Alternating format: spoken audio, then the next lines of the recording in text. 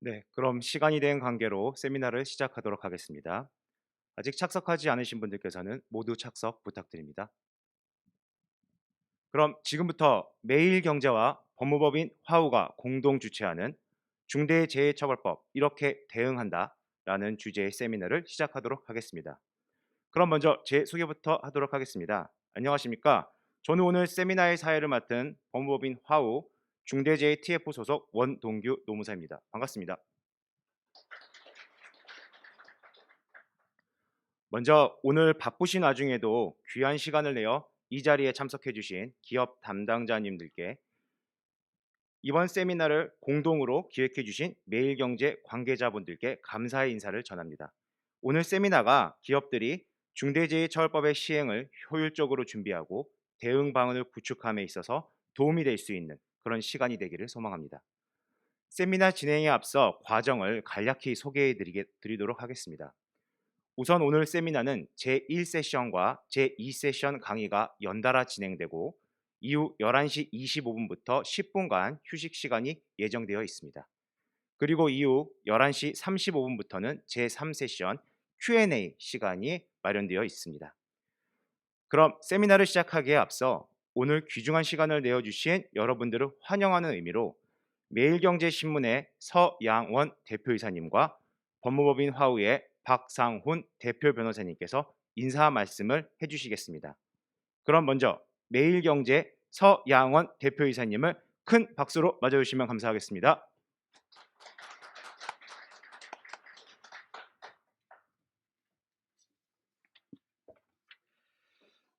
반갑습니다. 매일경제신문 대표이사 서영원입니다. 먼저 오늘 이런 중대한 정말 중대한 중대재해처벌법 웨비나를 함께 마련해 주신 법무법인 화우 그리고 박성원 대표님, 이명수 대표님 감사드립니다. 코로나 방역에 따른 거리 두기에도 불구하고 현장을 이렇게 직접 찾아주신 기업 관계자 여러분께도 깊은 감사 말씀드립니다. 기업 환경에 큰 변화를 가져올 중대재해처벌법 시행이 바로 다음 주 목요일부터입니다.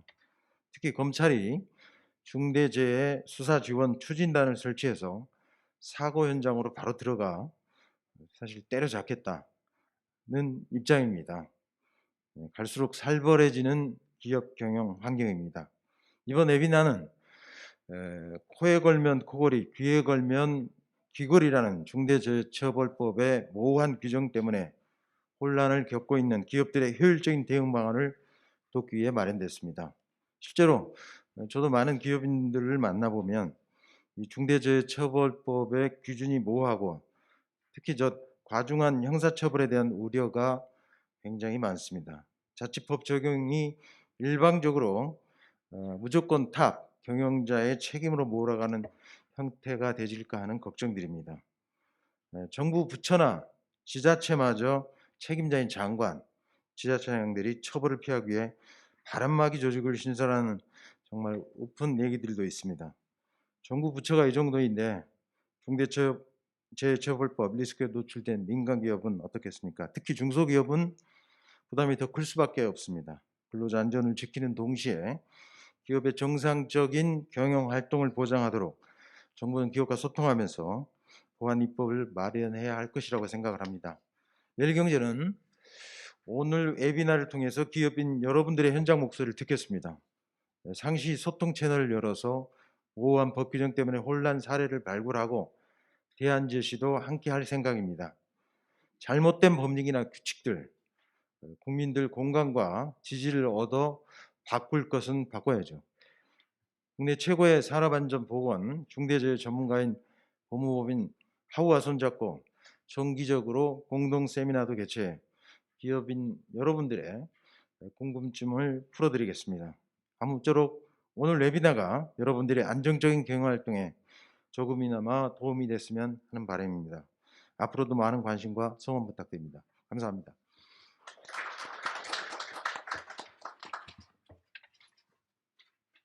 네, 대표님 감사드립니다. 그럼 바로 이어서 법무법인 화우의 박상훈 대표 변호사님께서 인사 말씀을 해주시겠습니다. 박수로 맞아주시면 감사하겠습니다.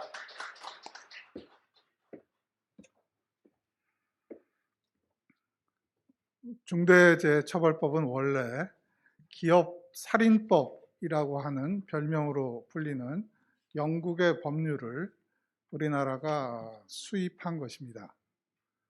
영국에서는 기업이 사람을 죽게 했으면 기업가와 기업 자체를 처벌해야 한다고 보았습니다. 이 법이 우리나라에 처음 도입될 당시 국회에서는 중대재해기업처벌법이라고 하는 명칭으로 논의가 되다가 국회에서 기업이라고 하는 두 글자가 빠지고 중대재해처벌법으로 제정되었습니다. 하지만 법률의 명칭에서 기업이라는 두 글자가 빠졌다고 하더라도 여전히 반기업 정서가 매우 강합니다. 우리나라의 중대재해처벌법은 일종의 대표이사 처벌법입니다. 중대재해가 발생하면 바로 대표이사의 책임이 문제가 되고 기업은 심각한 위기에 봉착하게 됩니다. 그런 의미에서 중대재해처벌법은 우리나라에서 기업을 죽이는 법률이 아니냐 하는 볼멘 소리까지 나오는 것입니다. 중대재해처벌법의 시행을 앞두고 기업들은 걱정을 많이 합니다. 오늘 세미나에서는 가급적 기업들의 걱정을 덜어드리기 위해 기업에서 무엇을 준비해야 하는지, 그리고 중대재해가 발생한 경우 어떻게 대응해야 하는지 등에 관한 방안을 제시할 것입니다. 마침 이와 같이 질 좋은 내용의 세미나를 최고의 경제지인 매일경제와 공동으로 개최하게 되었습니다. 매일경제 서양원 대표님께 특별히 진심으로 고맙다는 말씀을 드립니다. 또한 오늘 세미나에 참여해 주신 모든 분들께도 감사 말씀을 드립니다. 이상으로 인사 말씀을 마치겠습니다. 여러분 고맙습니다.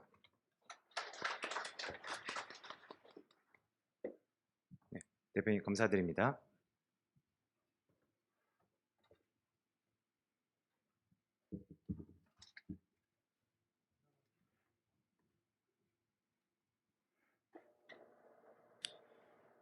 그럼 첫 번째 세션을 시작하도록 하겠습니다. 첫 번째 세션은 화우의 오태환 변호사님께서 안전보건 조직을 통한 중대재해처벌법 대응과 관련하여 강의를 해주실 예정입니다. 오태환 변호사님에 대하여 간략히 소개해 드리겠습니다.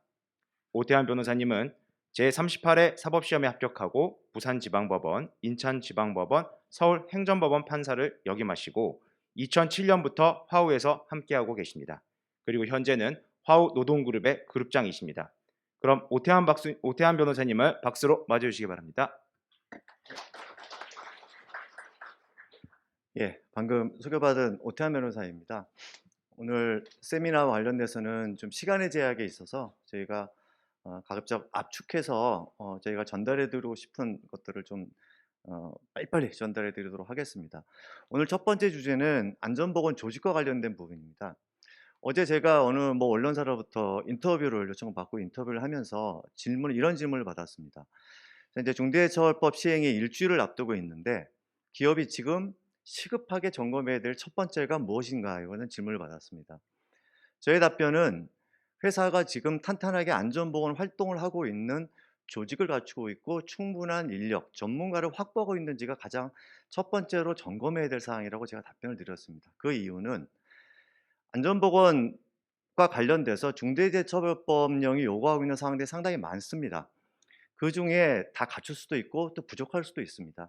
근데 조직이 갖춰져 있지 않으면 그것이 빠른 시간 내에 보완이 안 될 것이고, 또 이 안전보건 활동이라고 하는 것이 일시적인 것이 아니고 계속 지속적으로 1년 내내 이루어져야 하는 업무이기 때문에 조직적인 역량이 뒷받침이 안 되면 분명히 문제가 생길 것이다 라는 관점에서 그런 취지의 답변을 드린 겁니다. 오늘 제가 말씀드릴 이 주제도 회사가 갖춰야 될 안전보건 조직은 어떠한 역할과 기능을 갖춰야 하는지, 또 중대재해처벌법령에서 요구하고 있는 안전보건 전담 조직이라는 실체는 무엇인지, 또 이제 안전보건 전담 조직과 관련돼서 그럼 누가 이끌 것이냐에 대한 관점에서 보면 CSO의 도입에 대한 필요성, CSO 도입의 의미, 이런 부분에 대한 것이 또 부각이 됩니다. 또 CSO를 도입하게 되면 CEO는 그럼 어떤 역할을 하게 될 것인지에 대한 것도 여러 가지 궁금증이 생깁니다. 물론 아직까지 법이 시행되지 않은 상태여서 우리가 유의미하게 반영할 만한 이런 판례라든지 이런 게 형성이 안 돼 있습니다.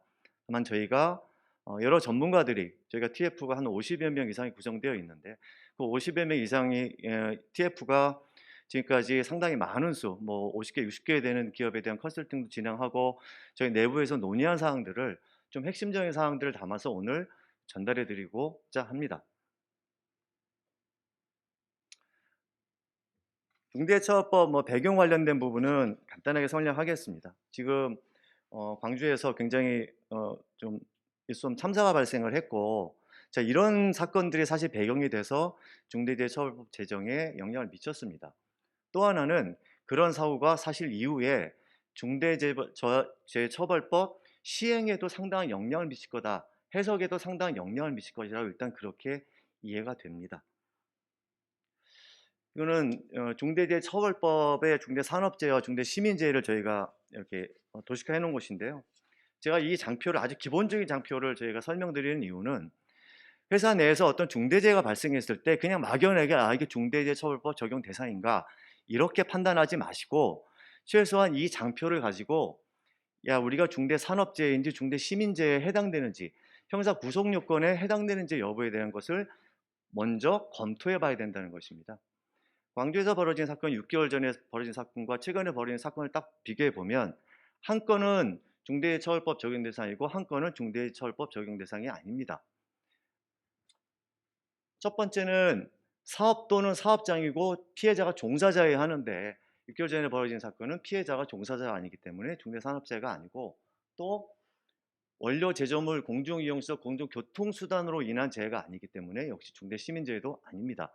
근데 이번의 사고는 사업 또는 사업장에서 발생한 사고고 그 피해자가 거기서 일을 하고 계시는 분이기 때문에 종사자의 범위에 포함되기 때문에 중대산업재해에 해당된다. 제가 말씀드린 취지는 중대재해가 굉장히 중한 사고가 발생했을 때 먼저 당황하지 마시고 사실은 법 구성 요건과 관련돼서 중대처벌법이 적용되는 사안인가 아닌가에 대한 먼저 그 판정이 필요하다, 이런 말씀을 드립니다. 근데 본격적으로 조직 관련된 부분으로 넘어가겠습니다. 중대처벌법상 경영 책임자는 사업을 대표하고 사업을 총괄 관리하는 권한과 책임 있는 사람이라고 정의하고 있고, 그건 누가 봐도 사실 CEO를 의미합니다. 그 이외에 이에 준하여 안전보건에 관한 업무를 담당하는 사람도 역시 경영 책임자의 반열에 규정하고 있는데, 이 내용을 보면 안전보건에 관한 업무를 담당하는 사람이다라고 표현만 보면 회사 내에 이 업무를 담당하는 사람은 무수히 존재합니다. 그럼 모두가 다 경영 책임자이냐? 그건 아니죠. 그 앞에 있는 워딩, 이에 준하여. 그럼 이에 준하여는 어떠한 앞에 부분에 연결되느냐? 요 워딩일 겁니다. 대표하고 총괄하는 권한과 책임. 즉 안전보건과 관련돼서 그 회사에서 대표자이고 안전보건의 업무를 총괄 관리하는 사람이 CSO, 이른바 CSO라고 부르겠습니다. CSO라고 불려질 겁니다. 이 두 CEO와 CSO는 그 권한과 역할에 따라서, 지위에 따라서는 두 분 다 경영 책임자의 지위가 인정될 수 있다는 것입니다. 이 부분은 산업안전보건법과 중대처벌법을 비교한 것인데요. 이건 다음 장표를 가지고 제가 설명을 드리겠습니다. 산업안전보건법과 중대처벌법은 어떻게 보면 굉장히 친밀한 법처럼 보입니다. 비슷한 안전보건과 관련된 규정하는 법이지만 규정하는 체계가 상당히 다릅니다. 산업안전보건법상의 의무를 부담하는 주체는 법적 주체입니다. 개인 사업주면 개인 사업주의 법적 주체, 그리고 회사입니다. 법인 그 자체가 수범 의무의 주체입니다. 그런데 중대처벌법은 그 법인에 대한, 법적 주체에 대한 수범 의무를 부과하는 것이 아니고 개인에 대한 부과입니다. 사람에 대한 부과입니다. 그래서 근데 의무 이상의 주체가 다르다. 산업안전보건법은 행위자 처벌과 관련돼서 먼저 법인에 부과된 주의의무 위반에 대해서 위반이 나오면 그 위반을 행한 행위자가 양벌 규정에 의해서 처벌받는 구조입니다. 중대처벌법은 반대입니다. 경영 책임자가 형사 책임을 부담하게 되면 법인은 양벌 규정에 따라서 처벌되는 구조. 그래서 산업안전보건법과 중대처벌법의 구조가 전혀 다르다. 그 개방적 구조와 폐쇄적 구조라는 의미는 산업안전보건법은 위반한 행위자가 있으면 누구든지 다 처벌받습니다.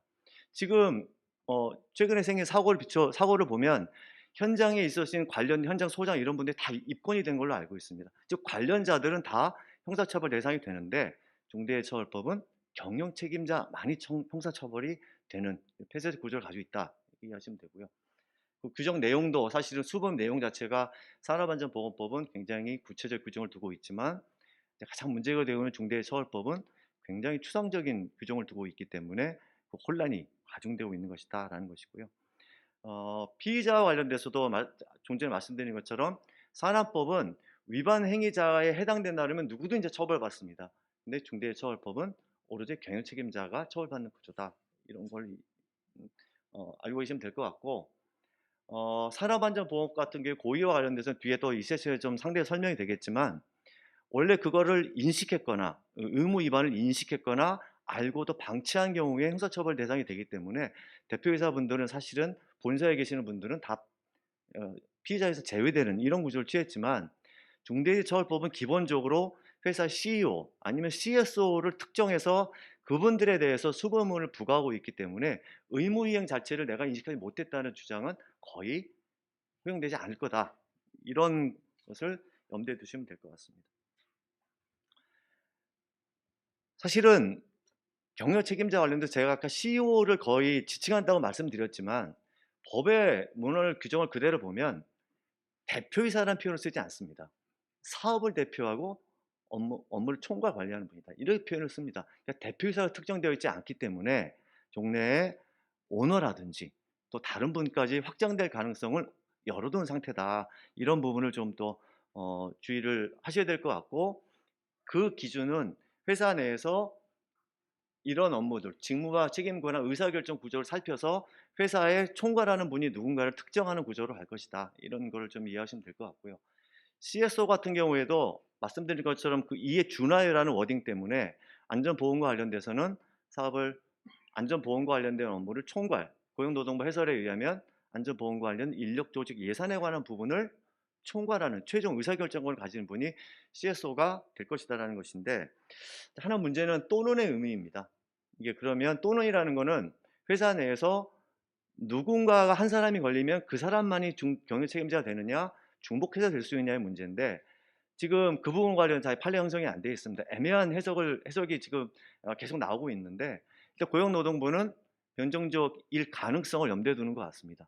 자, 알다시피 지금 중대산업재해는 고용노동부가 1차 수사권을 가지고 있기 때문에 일단 고용노동부의 일단 수사권과 관련돼서 이 방향으로 진행될 가능성을 염두에 두지 않을 수 없을 것 같습니다. 그럼 제가 가장 오늘 주제의 핵심적인 내용이 안전보건 전담 조직 구성과 관련된 부분을 설명드리도록 하겠습니다. 안전보건 전담 조직은 중처법 시행령 4조 2호에 규정이 되어 있고 안전관리자, 보건관리자 이런 법적으로 선임 의무가 있는 인원이 3명 이상이고 상식으로 500인 이상 또 건설업인 경우에는 일정 기준이 있습니다. 이런 기준이 되면 필수적으로 안전보건 전담 조직을 갖춰야 하는 것이고 이건 법적 의무의 내용입니다. 근데 그럼 이런 기준을 갖추지 않으면 조직 구성이 필요 없느냐? 그렇지는 않은 것 같습니다. 고용노동부의 입장은 기본적으로 회사 내에 안전 업무를 보건 업무를 총괄하는 기획하고 1년 내내 상시적으로 이런 활동을 하는 조직 구성이 필요하다는 의사를 가지고 있는 것 같습니다. 그래서 이러한 특별근로감독 결과라든지 이런 나오는 내용들을 보면 조직 구성과 관련돼서 회사가 법적 의무가 있으면 당연히 따라야 하는 것이지만 법적 의무가 없더라도 안전보건 전담 조직을 구축한 경우에는 상당히 긍정적으로 평가하고 있는 이러한 경향을 보이고 있는 것 같습니다. 그럼 이제 첫 번째 구성 요건인 3인 이상의 안전보건 전문 인력과 관련돼서 저희가 이 장표를 집어넣은 이유는 저희가 많은 기업의 컨설팅을 하면서 이 사업장을 어떻게 볼 것이냐가 굉장히 중요한 이슈로 많이 부각이 되고 있습니다. 이 사업장 이슈가 왜 중요한가? 산업안전보건법은 기본적으로 사업 단위가 아니고 사업장 단위로 구성을 하고 있기 때문에 안전보건관리자, 보건관리자 선임도 사업장을 기준으로 봅니다. 사업장이 50인 이상이면 보통 1명, 500인 이상이면 2명. 근데 그 사업장 단위가 우리가 여러 지사를 두고 공장을 두고 있는 경우에 이게 다 별도 사업장인지 아니면 통합해서 전체 사업장인지 이 관점에 따라서 안전보건 인력의 선임 숫자가 현저하게 달라지게 됩니다. 그래서 고용노동부의 해설의 일단 기준을 보면 기본적으로는 장소를 원칙으로 한다. 이격되어 있으면 별개 사업장이다. 이렇게 보고 있고, 또 요 밑에 저희가 독립된 사업장의 판단 기준에 대한 부분도 사실상 고용노동부에서 해설에 나온 내용인데, 사실은 이건 굉장히, 이것도 여차도 굉장히 추상적으로 되어 있습니다. 뭐 직근 상급 조직 아니면 재무와 1년 이런 부분에 대해서 사업장들이 독립해 있느냐, 이게 굉장히 추상적인 부분인데, 그래서 저희는 하여튼 최대한 뭐 여러 가지 실무적인 거, 이론적인 걸 고려해서 사업장 기준에 대한 제 의견을 드리고 있지만, 현재 혹시 우리는 사업장 기준으로 볼 때 안전보건 인력이 3명 이하이기 때문에 전담 조직이 필요 없다라고 속단하셔는 안 된다. 자칫하면 사업장 단위에 따라서 안전보건 전담 조직의 구축할 법적 의무를 부담해야 되는 경우가 있을 수 있다. 이 점을 굉장히 염두에 두셔야 합니다. 그런 의미에서 둔 것입니다. 그럼 안전보건 전담 조직은 이제 어떤 취지를 가져야 하느냐? 사실 안전보건 전담 조직은 회사 내에서 안전보건 업무를 수행하는 기본 골격, 뼈대에 해당되는 것입니다. 그리고 1년 내내 안전보건 활동도 하고 여러 가지 기획도 하고 해야 되는데, 그런 조직들 통해서 수행하게 되면 가장 안정적으로 수행이 될 것이다. 이런 관점에서 안전보건 전담 조직을 고용노동부라든지 아니면 중대재해처벌법에서 기존에 있었던 산안법에 따른 안전보건과 관련된 인력들 이외에 전담하는 조직을 갖추도록 요구하고 있는 것이다. 이런 의미로 이해하시면 될 것 같고요. 안전보건 전담 조직을 저희가 뒤에 도표를 통해 설명드리겠지만, 구축하는 경우에 그걸 누가 이끌 것이냐의 관점에서 CSO를 이끌게 되면 CSO가 장을, 안전보건 전담 조직을 이끄는 기획 구조로 연계해서 설계가 가능하다. 이렇게 또 이해하고 계시면 될 것 같습니다. 안전보건 전담 조직은 그러면 어떠한 역할과 기능을 가져야 하느냐, 이 R&R에 대한 부분인데요. 이 부분은 또 저희가 이제 안전보건 전문 인력들이 또 많은 분이 계시고 전문가들이 머리를 맞대고 생각해서 정리한 것입니다. 보면 당연히 안전보건 전담 조직은 단순한 사업장만의 안전보건 활동하는 조직이 아닙니다. 고용노동부도 똑같이 해석하고 있습니다. 전 사업에 대한 안전보건 업무를 총괄하는 조직이기 때문에 안전보건 업무에 관한 컨트롤 타워 역할을 해야 한다. 그리고 안전보건 업무와 관련돼서는 또 어디타는 감사 기능도 가져야 한다. 이 정도의 기본적인 기능을 갖춰야 한다. 이렇게 볼 수 있을 것 같고요. 또 안전보건 업무와 관련돼서 중처법 시행령에 이런 인력들을 평가하도록 되어 있습니다. 그건 경영 책임자에게 부과된 의무이지만, 그 경영 책임자가 일일이 관리 감독자 이런 분들을 평가할 수는 없기 때문에 그런 것도 전사의 안전보건 전담 조직이 할 수 있을 것이고요. 해야 할 것이고요. 또 전담 조직을 갖춘다고 해서 사업장에 있는 안전보건 조직을 다 없애라는 취지가 아닙니다. 사업장 단위에서 사업장 단위별로 안전보건 활동을 하고, 전담 조직은 그거를 컨트롤하는, 둘 사이의 원활한 커뮤니케이션을 통해서 회사의, 기업의 특성과 조직의 구성 원리에 맞는 가장 효율적인 안전보건 활동을 이끌도록 이런 체계를 구성해야 될 것 같습니다. 안전보건 예산과 관련돼서도 중대재해처벌법률이 요구하고 있는 예산을 편성하라는 사항들이 상당히 많습니다. 그런 것들에 대해서 적절하게 편성이 되었는지에 대한 그런 부분도 안전보건 전담 조직의 가장 중요한 의무 중에 하나가 될 것 같고요. 또 말씀드린 것처럼 사업장의 안전보건 인력들과의 원활한 커뮤니케이션을 통해서 그 사업의 특성에 맞는, 사업장의 특성에 맞는 안전보건 활동이 원활하게 이루어지도록 지원하는 업무도 안전보건 전담 조직의 가장 중요한 역할 중에 하나일 것 같습니다. 또 당연히 안전보건 교육 관련된 부분이 있습니다. 오늘 시간이 많지 않아서 상세한 설명드리기는 어렵지만, 형사 인과관계와 관련돼서 제 생각에는 안전보건 교육이 회사로서는 굉장히 중요한 의미로 부각될 가능성이 높다. 그래서 상시적이고 효율적인, 실효적인 안전보건에 관련된 교육에 이루어지는 것도 상당히 중요한 의미를 가질 것 같고요. 또 당연히 ISO 45000이라든지 코샤 MS라든지 이런 기준을 정립하고 업데이트하는 업무도 안전보건 전담 조직의 중요한 역할 중에 하나일 것입니다. 그리고 가장 핵심적인 것은 안전보건 관리 시스템에 대한 구축과 관리를 안전보건 전담 조직이 전사 차원에서 계속 1년 내내 기획을 하고, 또 CSO를 통해서 보고하고 CSO를 통해서 지시받고, 이런 업무들을 수행하는 것이 가장 중요한 업무 중에 하나가 될 것이다 생각이 됩니다. 그럼 이제 안전보건 전담 조직을 어떤 위치에 두어야 할 것이냐에 대한 관점에서 저희가 유형을 좀 분석해 봤는데요. 처음에는 안전보건 전담 조직을 대표이사 산하 직속기구로 두는 것입니다. 그 위에 밑에 사업본부들에는 당연히 필요에 따라서 안전보건 조직을 갖추는 것이 될 것입니다. 이런 유형이 저희가 볼 때는 가장 고용노동부가 요구하고 있는 어떤 방향에 가장 부합한다 이렇게 봅니다. 왜냐하면 안전보건 전담 조직은 사업장 단위가 아니고 전사 단위로 이루어져야 하기 때문에 당연히 이 사업본부의 상위 조직으로 기능할 수밖에 없겠다. 그럼 기능을 하게 되면 그 역할과 기능에 맞게 대표이사 직속기구로 하는 것이 맞겠다. 물론 일부 단점도 존재하게 될 가능성은 있습니다.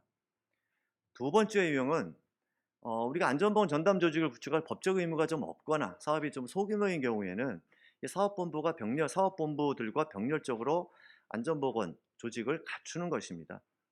비교적 용이하게 안전보건 조직을 체계를 갖출 수 있는 장점이 있는 반면 이 안전보건 전담 조직은 전사 단위의 안전보건 업무를 기획을 총괄하게 되기 때문에 위치나 이런 위상과 관련돼서 문제가 생길 때 수사기관이라든지 특별근로감독에서 지적당할 가능성은 있다 이렇게 생각이 됩니다.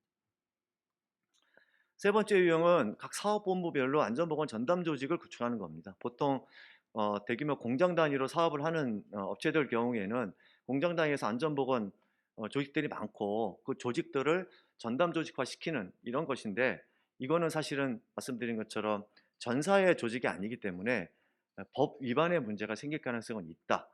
법적 의무가 있는 경우에 이런 것을 염두에 두고 회사의 규모나 특성, 사업의 성격에 맞도록 안전보건 전담 조직의 위치에 대한 결정을 하셔야 될 것 같다 생각이 듭니다. 그럼 CSO 문제입니다.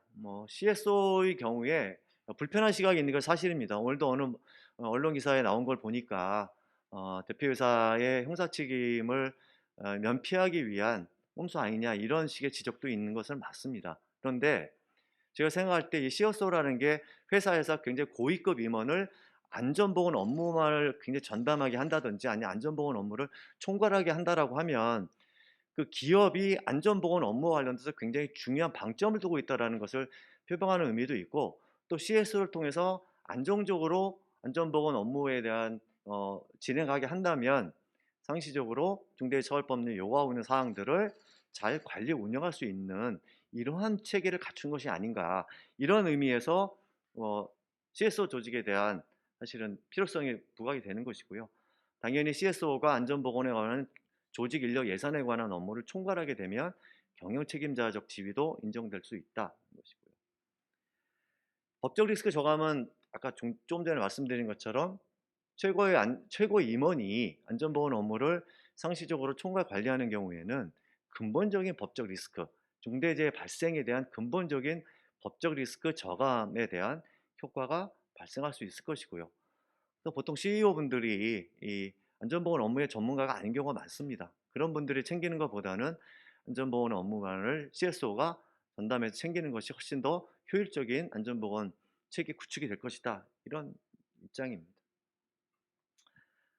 그러면 이제 CEO와의 관계에 대한 문제입니다. CSO가 경영체험제 인정되기 위해서는 안전보건에 관한 인력, 조직 예산에 실질적으로 최종 의사결정권을 필수적이고 그런 경우에 CSO가 어느 정도의 임원급에 하느냐에 대해서 저희가 상당히 많은 스펙트럼을 가지고 있습니다. 아예 각자 대표이사인 경우도 있고요. 아니면 부사장급, 전무급, 상무급 굉장히 있고 또 등기임원인 경우와 등기임원 아닌 경우도 있는데 경영 책임자적 지위를 인정을 받기 위해서는 가급적 높은 임원급 또 이사회 구성원 정도의 지위를 가지는 것이 필요하다. 근데 그렇게 CSO를 뒀는데 CSO가 형식이다라고 평가받는 케이스가 어떤 케이스가 발생할 수 있는가 저희가 한번 사례를 좀 예상해 보면 CSO가 최종 의사결정 행사하지 않고 CSO에게 보고해서 그에 따라서 결정된 내용이 변경되는 이러한 경우가 발견된다든지 또 회사의 정규 규정을 살펴봤더니 조직 인력 예산과 관련돼서 CEO가 거의 전반적인 정결권을 가지고 있는 것으로 규정하고 있다든지 또 CEO가 주재하는 여러 회의를 통해서 주요 의사결정이 다 이루어지고 CSO는 그것을 단순히 집행하는 정도의 역할만을 수행하게 된다라고 하면 CSO가 경영 책임자로 인정받기는 어려울 것이다. 그래서 회사 내에 이런 정결 규정이라든지 이런 보고 체계라든지 이런 부분과 관련돼서 한 번은 검토가 필요할 것 같습니다. 또 하나 이제 굉장히 근본적인 의문입니다. 질문도 많이 받았습니다. CSO가 안전보건의 업무를 그냥 최종 의사결정을 하고 CEO는 아무 관여를 안 하면 그러면 CEO는 괜찮은 거 정말 괜찮은 게 맞나요? 라는 질문입니다. 저희 내부에서도 사실은 견해가 좀 갈리는 게 사실입니다. 원래 중대재해처벌법이 경영 책임자한테 부과한 것인데 경영 책임자는 CEO가 대표적인 거거든요.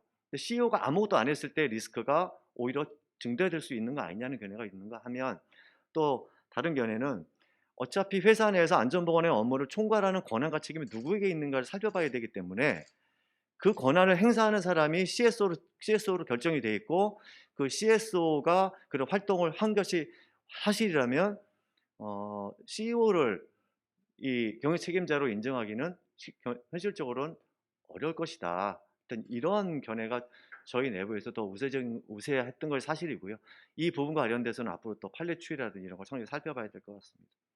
그럼 CEO 관련 최소 방안과 관련돼서는 한번 저희가 여러 가지 사항을 한번 염두에 둔 것입니다.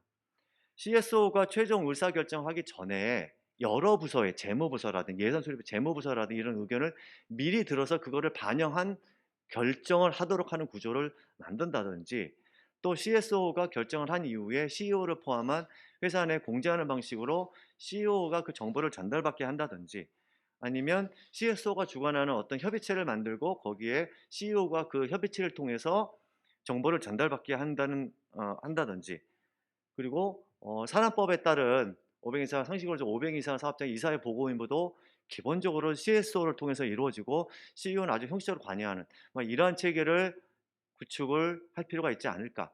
CSO가 실질적인 경영 책임자로 인정받기 위한 어떤 여러 가지 회사 내부의 기술적인 부분을 좀 설명드렸습니다. 원래 제가 이게 11시까지인데 조금 시간이 넘었는데요. 간단하게 이 결론만 좀 말씀드리고 설명드리겠습니다. 형사 책임을 부담하는 경영 책임자의 범위는 어디까지인가요? 대표이사 포함됩니다. 안전보건 담당 이사가 아까 CSO 정도의 권한과 역할을 가진다면 당연히 포함될 겁니다. 오너, 회장, 대표이사로 특정되어 있지 않기 때문에 포함될 가능성이 있다고 보입니다.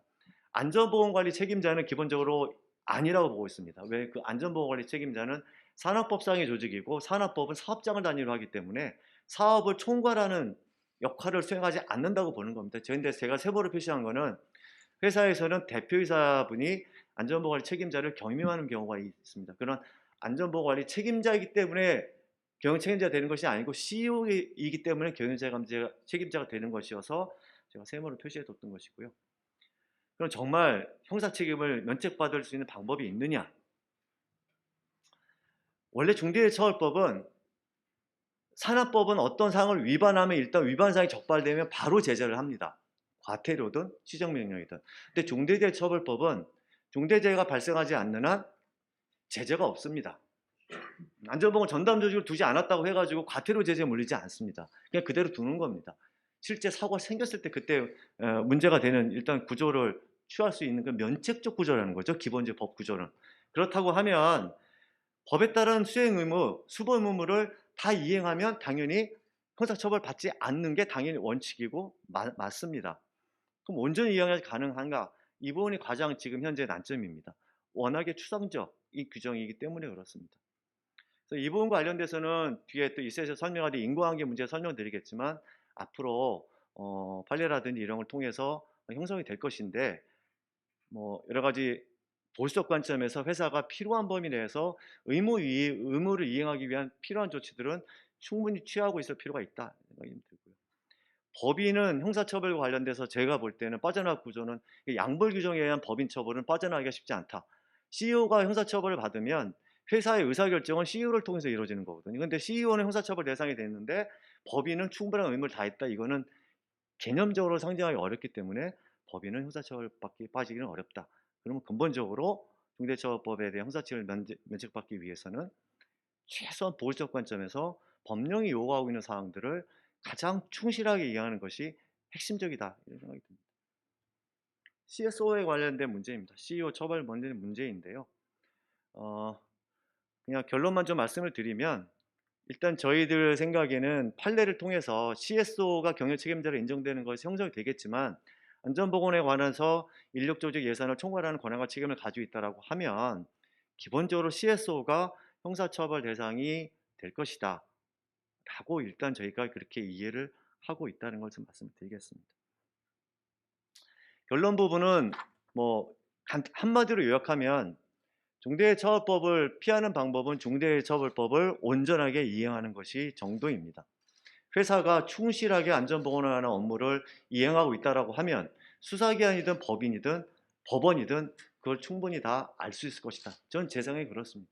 그래서 지금부터라도 조직 부분 이런 부분들에 대한 점검을 신속하게 진행을 해서 중대처벌법에 대한 대비를 한다면 그렇게 우려할 상황은 초래되지 않을 것이다. 저는 그렇게 생각하고 있습니다.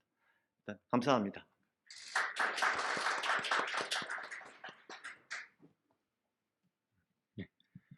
제 1세션 강의를 해주신 오태환 변호사님 감사드립니다. 그럼 바로 이어서 제2세션을 시작하도록 하겠습니다. 제2세션은 화우의 김재옥 변호사님께서 중대재해 발생 시 기업의 대응 방안에 대한 강의를 해주실 예정입니다. 김재욱 변호사님에 대하여 간략히 소개해드리도록 하겠습니다. 김재욱 변호사님은 제36회 사법시험에 합격하고 대검찰청 공안 1과장, 서울중앙지방검찰청 공안 1부장검사, 대구지방검찰청 제2차장검사 등을 역임하셨습니다. 그리고 2020년부터 화우에서 함께하고 계십니다. 그럼 김재욱 변호사님을 박수로 맞아주시면 감사하겠습니다.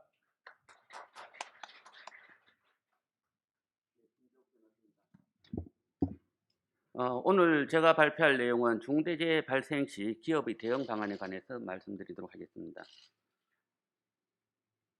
중대재해처벌법 제정 경위는 여러분들 잘 아시다시피 기존의 산업재해에 대해서 산업안전보건법으로 대응해 왔습니다.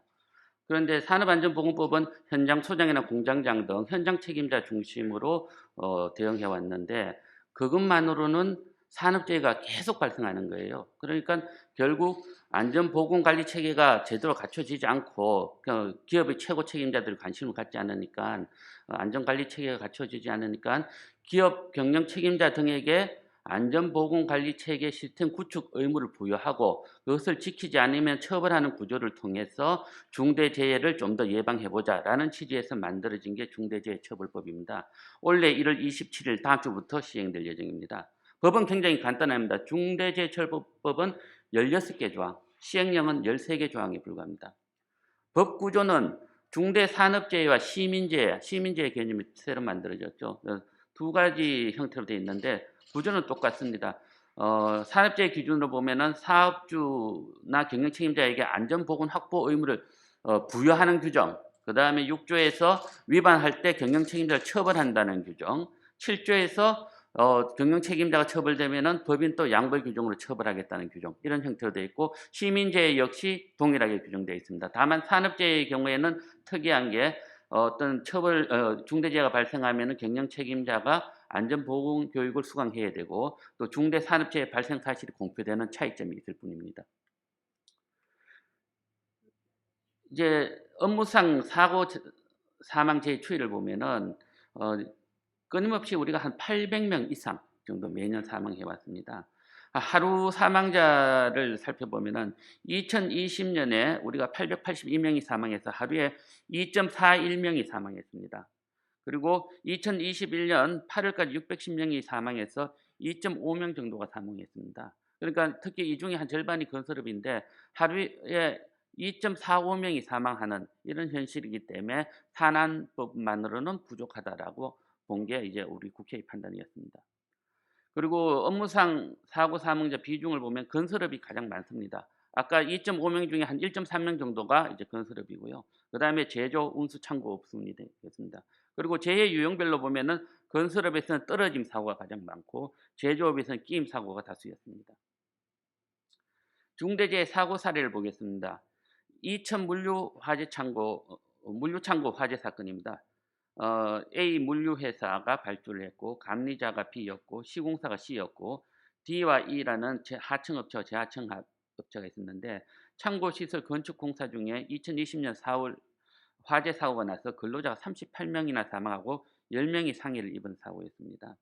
지금 오늘 우리 주제와도 관련되겠지만은 이런 중대 재해가 발생하면은 가장 크게 형사 절차가 진행되고 행정 절차가 진행되고 그다음 민사 절차가 진행되게 됩니다. 먼저 형사 절차와 관련해서 검찰에서도 수사본부를 만들고 노동청에서도 전담조사반을 편성했습니다. 그리고 노동청에서는 당연히 특별감독도 실시했죠. 그 결과 이제 산안법 위반과 업무상 과실치사상으로 시공사 현장 소장 등 8명이 구속 기소되고 발주처 관계자 2명 등이 불구속 기소됐습니다. 그리고 민사 책임 문제도 지금 아직까지 계속 소송이 진행 중인 것으로 확인되었습니다. 그리고 이 사건 판결 재판 과정을 보면은 우리 앞으로도 그렇겠지만은 이런 대형 사고의 경우 인과관계 확정이 어렵습니다.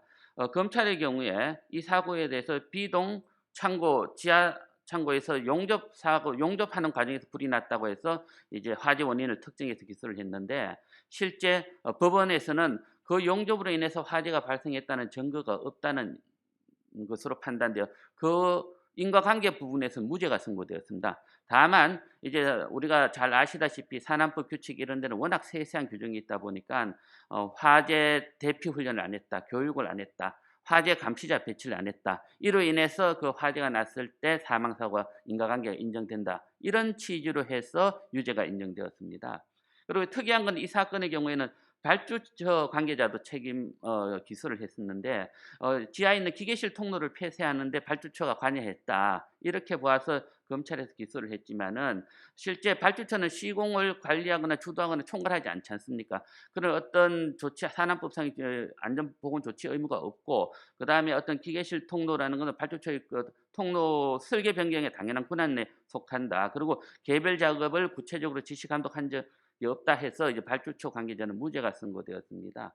그리고 이때만 하더라도 중대재해처벌법이 진행될 때가 아니었거든요. 그러니까 이때는 현장 소장 이런 사람들이 기소가 되었고 이제 대표이사까지는 추급된 것이 아닙니다. 그런데 이제는 만약에 이게 1월 27일 이후로 발생했다면은 이제 대표이사 이제 경영 책임자로 판단되는 사람들이 이제 기소되게 되는 겁니다.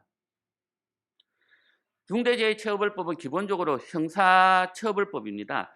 기본적으로 보면은 우리가 형법 강론 보면은 행위 주체, 행위 객체, 뭐 주관적 구성 조건, 객관적 구성 조건 이런 것이 논의됩니다. 먼저 행위 주체는 경영 책임자로 딱 못 박혀 있습니다. 그리고 행위는 안전보건 확보 의무 위반이고 그다음에 우리가 객관적 구성 조건에서 장소는 내가 실질적으로 지배 운영 관리하는 장소 범위 내. 그리고 그 행위 객체는 종사자. 그리고 그 결과는 중대재해라는 결과가 있어야 됩니다. 그리고 나의 안전보건 확보 의무 위반과 중대재해라는 결과 사이에 인과관계가 있어야 되고 경영 책임자에게 주관적 구성 요건 요소로서 고의가 인정되어야 하는 겁니다. 먼저 경영 책임자에 관해서는 앞 시간에서 나왔기 때문에 간단히 설명드리겠습니다. A 또는 B 형태로 되어 있고 A는 주로 CEO, B는 CSO가 해당할 것입니다. 그런데 이제 고용노동부에서는 A 또는 B 형태라 하더라도 즉 CEO 외에 CSO가 있다 하더라도 반드시 A가 면책되는 것은 아니다라는 입장을 취하고 있습니다. 다만 수사를 통해 실질적 책임자 내지 최종 의사결정권자를 개별적으로 판단하겠다. 그럼 결국 사건이 발생하면은 안전보건에 관한 최종적인 권한 행사를 누가 하고 있느냐에 따라서 이제 책임자가 결정될 것 같습니다. 그리고 아까 보호 장소는 실질적으로 지배 운영 관리하는 사업 또는 사업장 로 되어 있고 또 도급을 주었을 경우에는 실질적으로 지배 운영 관리 책임이 있는 시설 장비 장소에 관해서 내가 책임을 진다고 되어 있습니다. 그런데 한마디로 말씀드리면은 실질적 지배 운영 관리라는 개념은 내가 유해 위험 요인을 제거하고 통제할 수 있느냐 아니면 내가 그 유해 위험 요인을 사실적으로 지배하고 있느냐라는 관점에서 이제 평가될 것 같습니다. 향후 이제 판례 등을 통해서 이제 구체화되겠지만은 지금은 다소 모호한 맞습니다. 다만 하나 우리가 유의해야 될 것은 예전에 산안법 시절에는 도급인이 수급인과 함께 작업할 경우에 이제 책임지는 범위가 있었습니다. 그러니까 도급인의 사업장이 아니더라도 도급인이 제공하고 지정하고 또 지배 관리하는 장소, 뭐 분기할 장소 등 이제 산업법 시행령에 21개의 위험 장소 정해 나왔습니다. 요 범위 내에서는 도급인이 이제 내 사업장 밖에서 책임지는 범위였는데 중첩법은 이보다 더 확대되었습니다. 이 21개 장소 외의 범위여도 해당 작업과 관련한 시설, 장비, 장소 등에 대해서 내가 이제 사실상 지배력을 행사하고 있으면은 이제 책임을 져야 되는 겁니다. 즉 사업장 밖의 시설 설비임에도 이제 수급인이 임의로 설치, 해체, 변경 못하거나 도급인과 협의해야 되는 경우, 이런 경우는 내가 책임을 져야 되니까 조금 보호 범위가 확장되었다고 보시면 될 것 같습니다. 그리고 행위 내용은 안전보건 확보 의무 위반입니다. 산업법 같은 경우에는 안전보건 조치 의무로서 이제 아주 세세한 현장에서의 의무를 규정하고 있습니다. 그러니까 현장 책임자죠. 보통 안전보건관리 책임자들이 부담해야 되는 뭐 신호수를 배치한다든지 안전문을 지급한다든지 방호 장치를 만들어 줘야 된다든지 이런 의무 형태로 되어 있는데 중첩법은 안전보건 확보 의무입니다.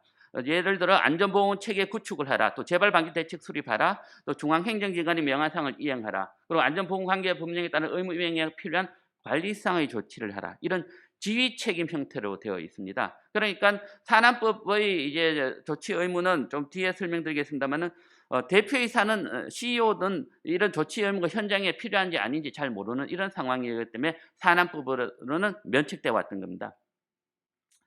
보호 대상도 확대되었습니다. 기본적으로 산업법 같은 경우에는 내 근로자 그리고 또 수급인의 근로자 정도까지 보호해 주었는데 중첩법은 도급, 용역, 위탁 등 계약 형식에 관계없이 그 사업을 수행을 위해서 대가를 목적으로 노무를 제공한 사람까지 다 보호해 줍니다. 그러니까 일단 근로자 중심의 보호 범위에서 대가를 목적으로 노무를 제공하는 사람까지 보호 범위가 확장되었고 그 이외에도 중대 시민제에 있는 이용자까지 확장되었다는 점을 유의하시면 될 것 같습니다.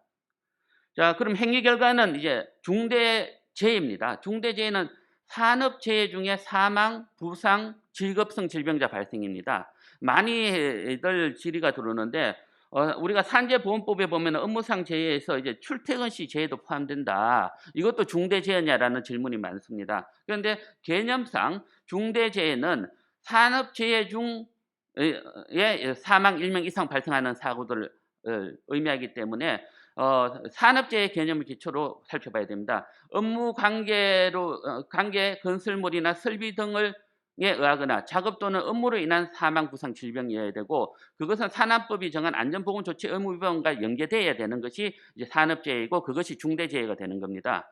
그런데 우리가 보통 출퇴근재해는 어떤 우리가 산재보험법은 사실 많이 보호해주기 위한 거지 않습니까? 피보험자를. 그렇기 때문에 조금 폭넓게 보는 경향이 있습니다. 그런데 출퇴근재해가 과연 우리가 산업재해에 해당하느냐? 그러니까 우리가 어떤 산업법이 정한 안전보건조치 의무 위반과는 직결되는 그런 건 아니거든요. 그러니까 업무상 재해에 해당한다 하더라도 산업재해에 해당하지 않을 가능성이 있고 중대재해에 해당하지 않을 가능성이 있다. 이 개념은 산재보험법이 조금 폭넓다고 이해하시면 될 것 같습니다. 그리고 이제 행위 결과는 사망자 1명 이상인데 부상 당한 뒤에 일정 기간 후에 사망하더라도 직접적 인과관계가 있으면 포함되게 되고 동일 사고로 6개월 이상 치료 부상자 2명 이상이 필요한데 이제 해당 부상과 합병증 등 직접적 치료 기간을 의미하는 것이지 재활 기간은 포함하지 않는다고 합니다. 그리고 동일한 유해 위험 요인으로 직업성 질병자가 1년 이내 3명 이상 발생하게 되는데 가장 흔한 예가 우리가 건설회사 같은 경우는 공사 현장 A, B, C 여러 군데 있을 수 있는데 폭염 경보가 발생했습니다. 그런데도 공사를 계속 강행해서 여러 사업장에서 열사병 환자가 발생했다. 이러면은 동일한 유해 위험 요인으로 직업성 질병이 발생한 것이 되는 겁니다.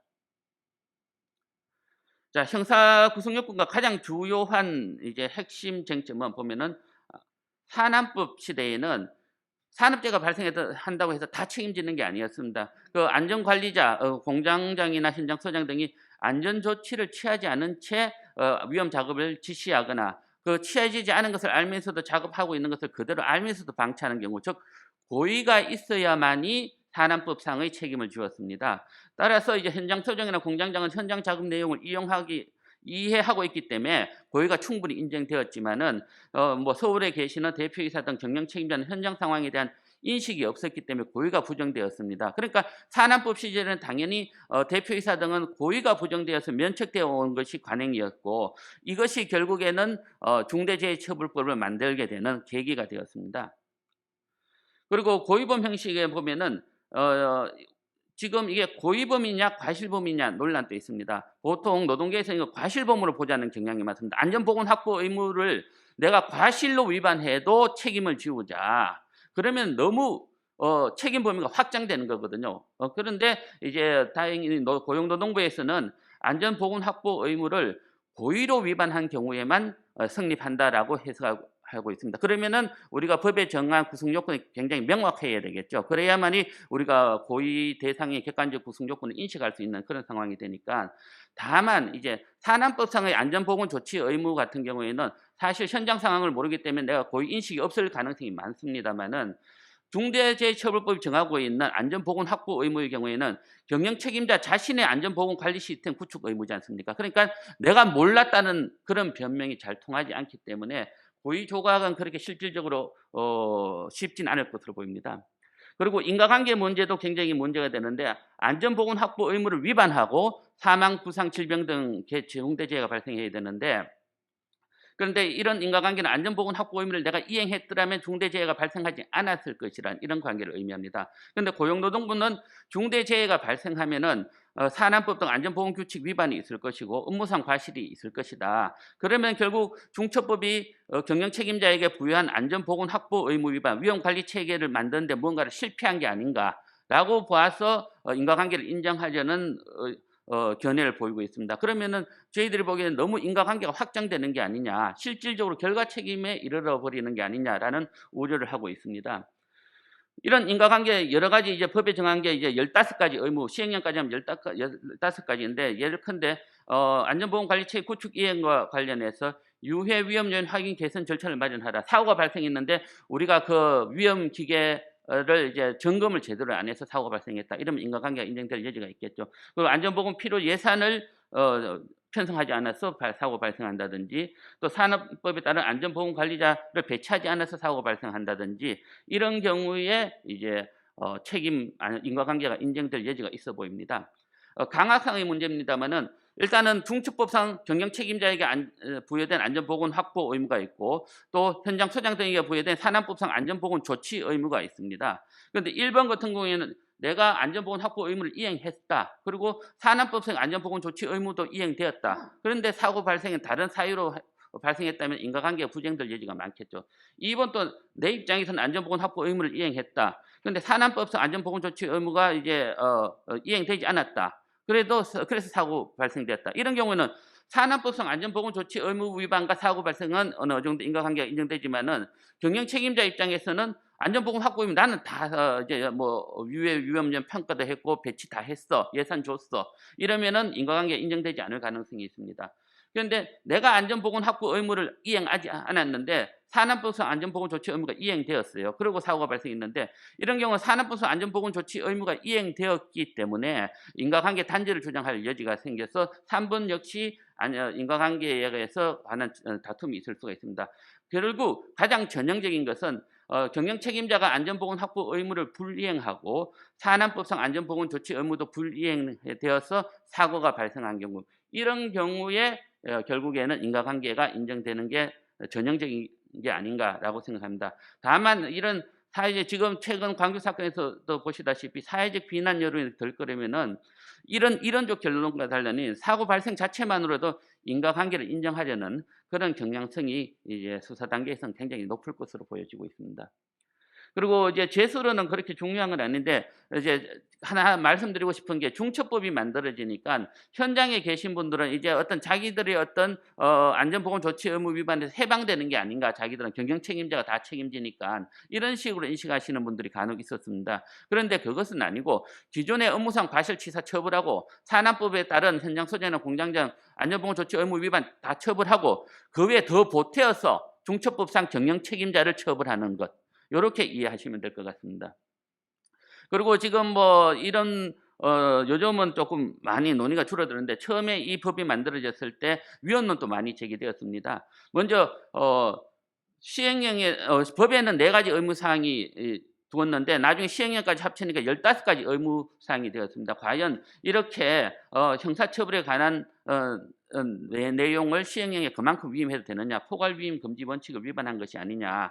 그리고 재형법정주의 원칙상 내가 처벌받는 게 무엇인지 잘 알아야 되는데 도대체 실질적 지배 운영 관리 개념이 뭐지? 그리고 구성요건 요소의 하나가 되는 안전보건관계법령, 내가 지켜야 되는 안전보건관계법령이 어디까지야? 라는 식으로 이제 어떤 명확성 원칙에도 반한다는 얘기가 있고요.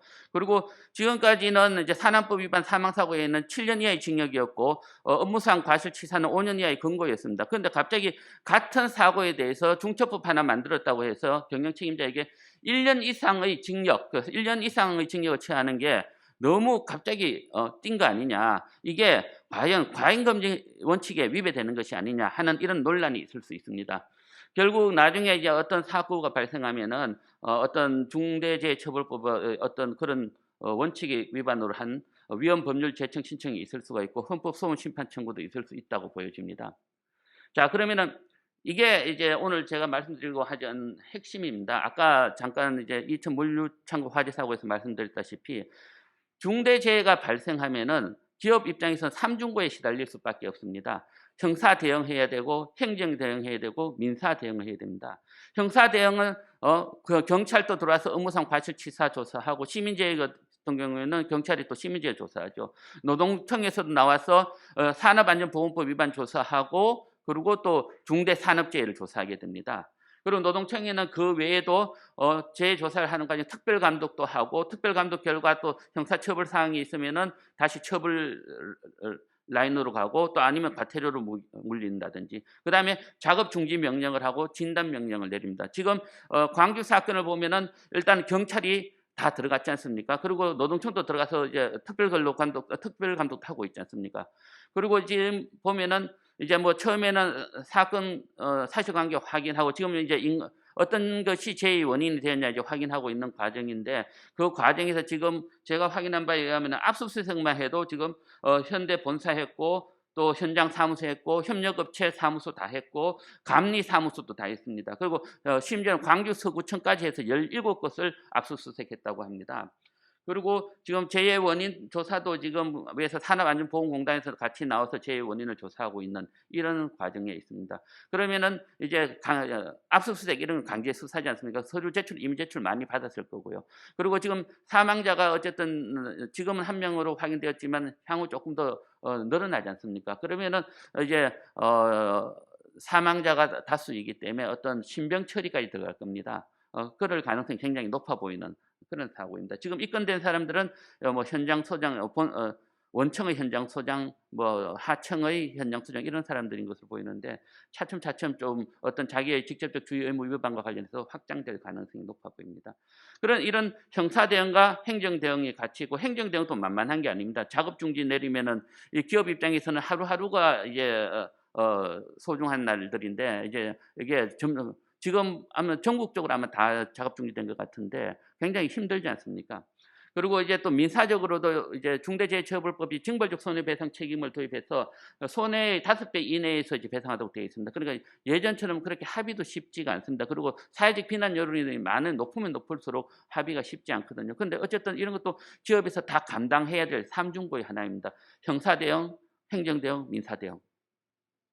이제 수사 기관은 말씀드렸다시피 산안법 위반은 근로감독관, 업과사는 경찰이었습니다. 그런데 중처법은 이제 산업재해 부분은 이제 근로감독관이 하게 되고 시민재해 부분은 경찰이 하게 됩니다. 그런데 그 검찰 같은 경우에는 이것을 1차 수사를 직접 처음부터 담당하지는 않고 다만 이제 근로감독관의 경찰이 수사한 것을 송치해 오면은 송치받아서 보안 수사에서 기소 여부를 결정하게 되는 이런 형태로 되어 있습니다. 다만 화재, 붕괴, 폭발, 교통사고 등 대형 참사 사건에 해당한다고 판단되면은 검찰이 직접 수사를 개시할 가능성도 있습니다. 지금은 다만 광주지검에 이제 수사본부가 차려져서 어떤 협력 조정하는 단계이지 뭐 직접 수사를 하는 것은 아닌 것으로 확인되었습니다.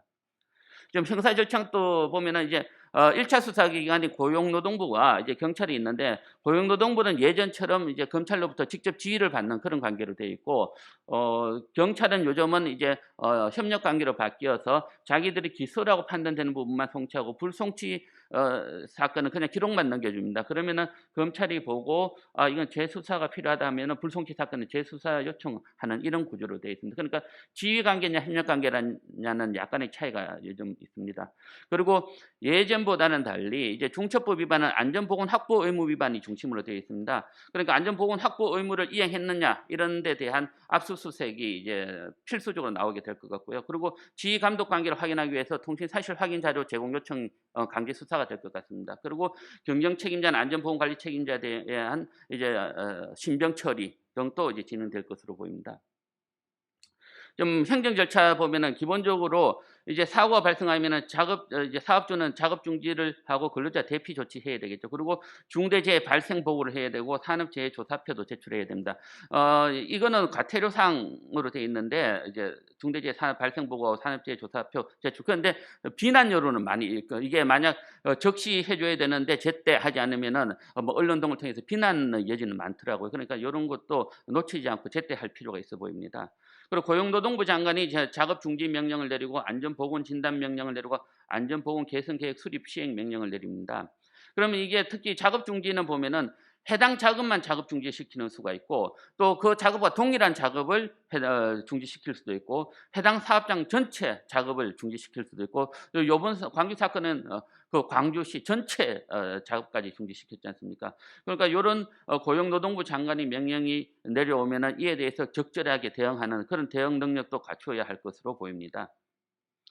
그러면 이 단계별 대응 총괄표를 보면 먼저 사고가 발생했습니다. 이제 광주 사건 같은 경우는 먼저 119 신고하고 병원 후송하고 피해자 보호부터 해야 되겠죠. 그리고 회사 내부 보호를 해야 되겠습니다. 그리고 안전보건팀이나 법무팀은 현장 파악을 하고 대처를 해야 되는데 과연 이게 어떤 원인으로 사고 발생했느냐 현장을 확인하고 관련자 진술을 확보하고 우리가 법 위반한 게 있는지 여부 또 안전보건 서류는 제대로 되어 있는지를 확인해야 될 것입니다. 그리고 고용노동부의 산업재해 조사표와 중대재해 발생 보고를 지체 없이 하고 그다음에 일단 사고대책위원회가 구성되어야 할 것으로 보입니다. 상황도 관리해야 되고 재해 보상이나 산재 신청 작업도 해야 되지만은 특히 고용노동부, 경찰, 피해자, 언론 등에 대응해야 되고 그리고 법률 대응팀도 이제 준비되어야 될 것으로 보입니다. 형사상 처벌 문제, 행정상 작업 중지 문제, 민사상 배상 문제 여러 가지 문제가 발생합니다. 그리고 수사 절차가 진행되면 수사 대응 자료로 준비돼야 되겠죠. 이제 현장 사진이나 재해 원인, 목격자 사고 작업 설명 자료도 이제 준비해야 할 것이고 그리고 안전보건 확보 의무를 가장 중요한 안전보건 확보 의무를 이행했다는 것을 입증해야 될 것입니다. 그리고 수사 단계별로 이제 요즘은 이제 강제 수사가 진행될 여지가 많기 때문에 이제 강제 수사에 대해도 대비해야 됩니다. 그리고 행정 절차도 작업 중지, 안전보건 진단 명령, 개선 계획 수립 시행 명령 등 또 대응해야 되는데 대응해야 되고 그리고 재판 절차에서도 좀 기업 입장에서는 힘들겠지만은 최근 양형 기준이 굉장히 강화되어서 엄벌주의화 경향이 있다는 것도 유의해야 할 것으로 보입니다.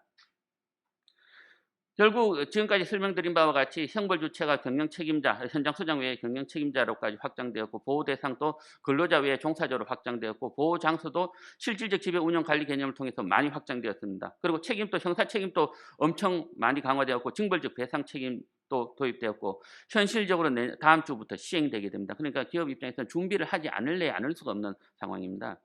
지금 중대재해처벌법 적용 결과 보시면은 당연히 형사 책임이 예전에 7년 이하 징역하던 것이 1년 이상 징역으로 된 거고 법인 기관에서도 10억 원 이하 벌금하던 것이 뭐 50억 원 이하 벌금을 바뀐다든지 굉장히 강화되었고 손배 책임도 손해액의 5배 이내 징벌적 배상 책임을 지게 되니까 굉장히 강화되었습니다.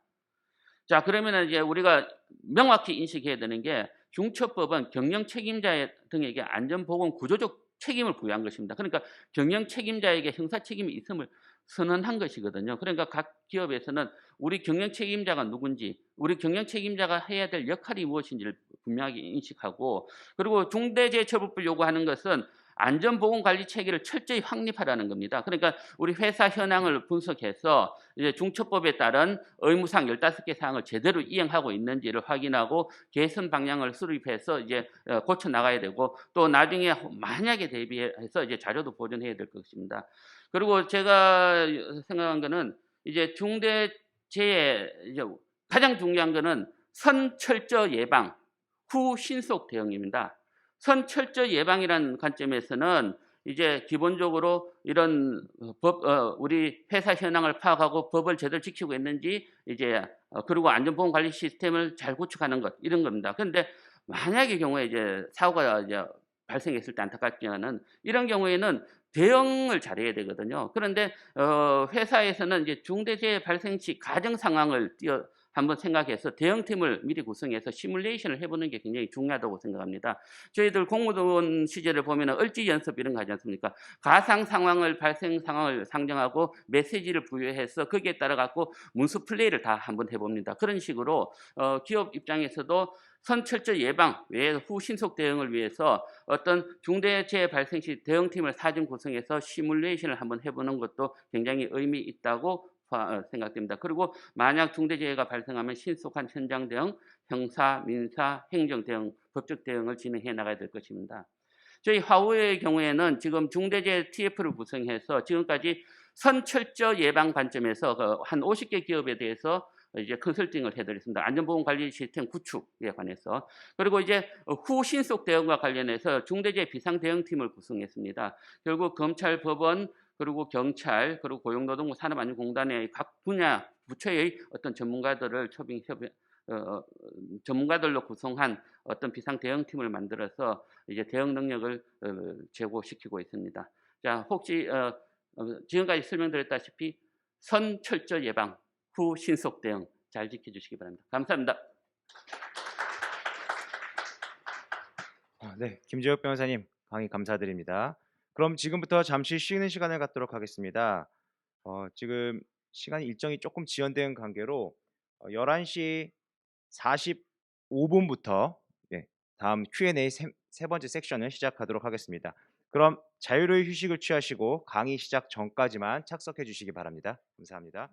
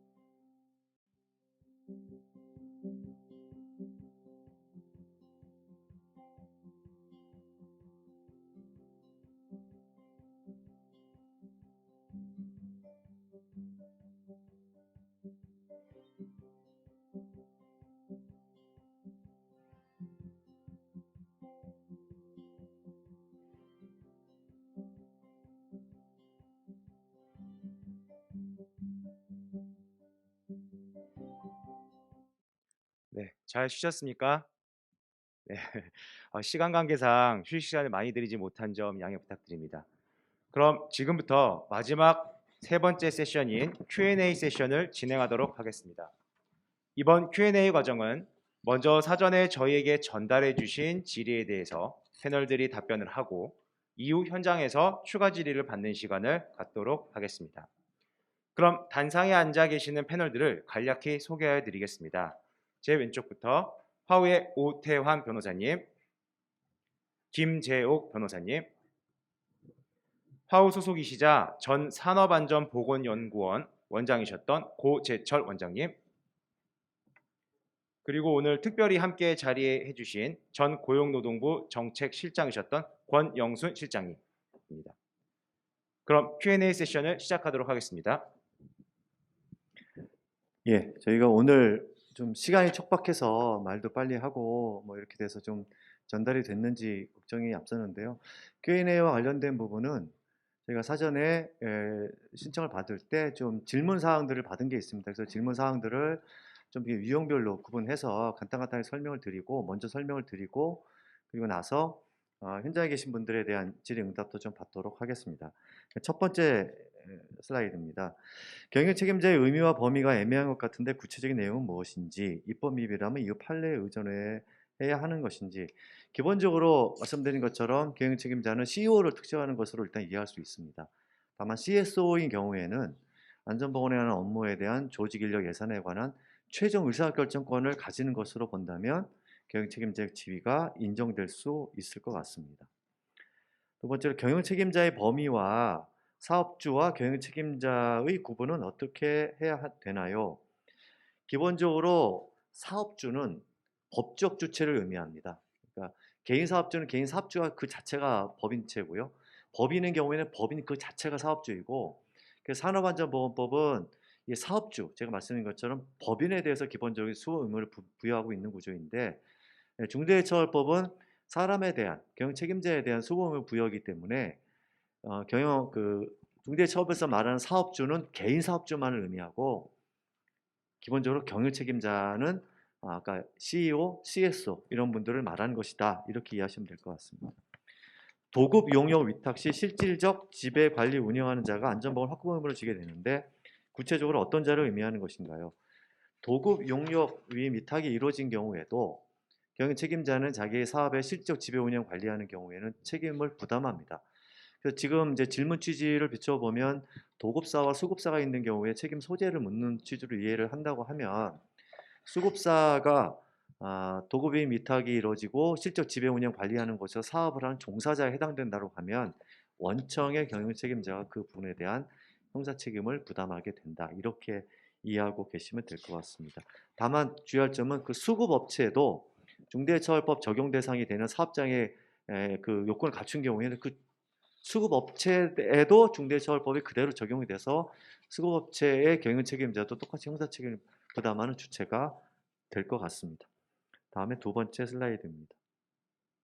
중대처벌법 적용 범위 관련해서 중대처벌법 4조 실질적 지배 운영 관리하는 사업이라고 하면 모회사 경영 책임자 등이 자회사 근로자의 중대재해 사고에 대하여 처벌을 받는지, 지금 원래 모자회사의 경우에는 법적인 주체가 분리되어 있지만 자회사의 어떤 안전보건과 관련된 실질적 지배 운영 관리, 최종 의사결정권 자체가 모회사를 통해서 이루어진다라고 하게 되면 그 자회사 사업장 자체가 사업장에서 발생한 사고에 대해서 모회사의 경영 책임자가 형사 책임을 부담할 가능성을 배제할 수 없습니다.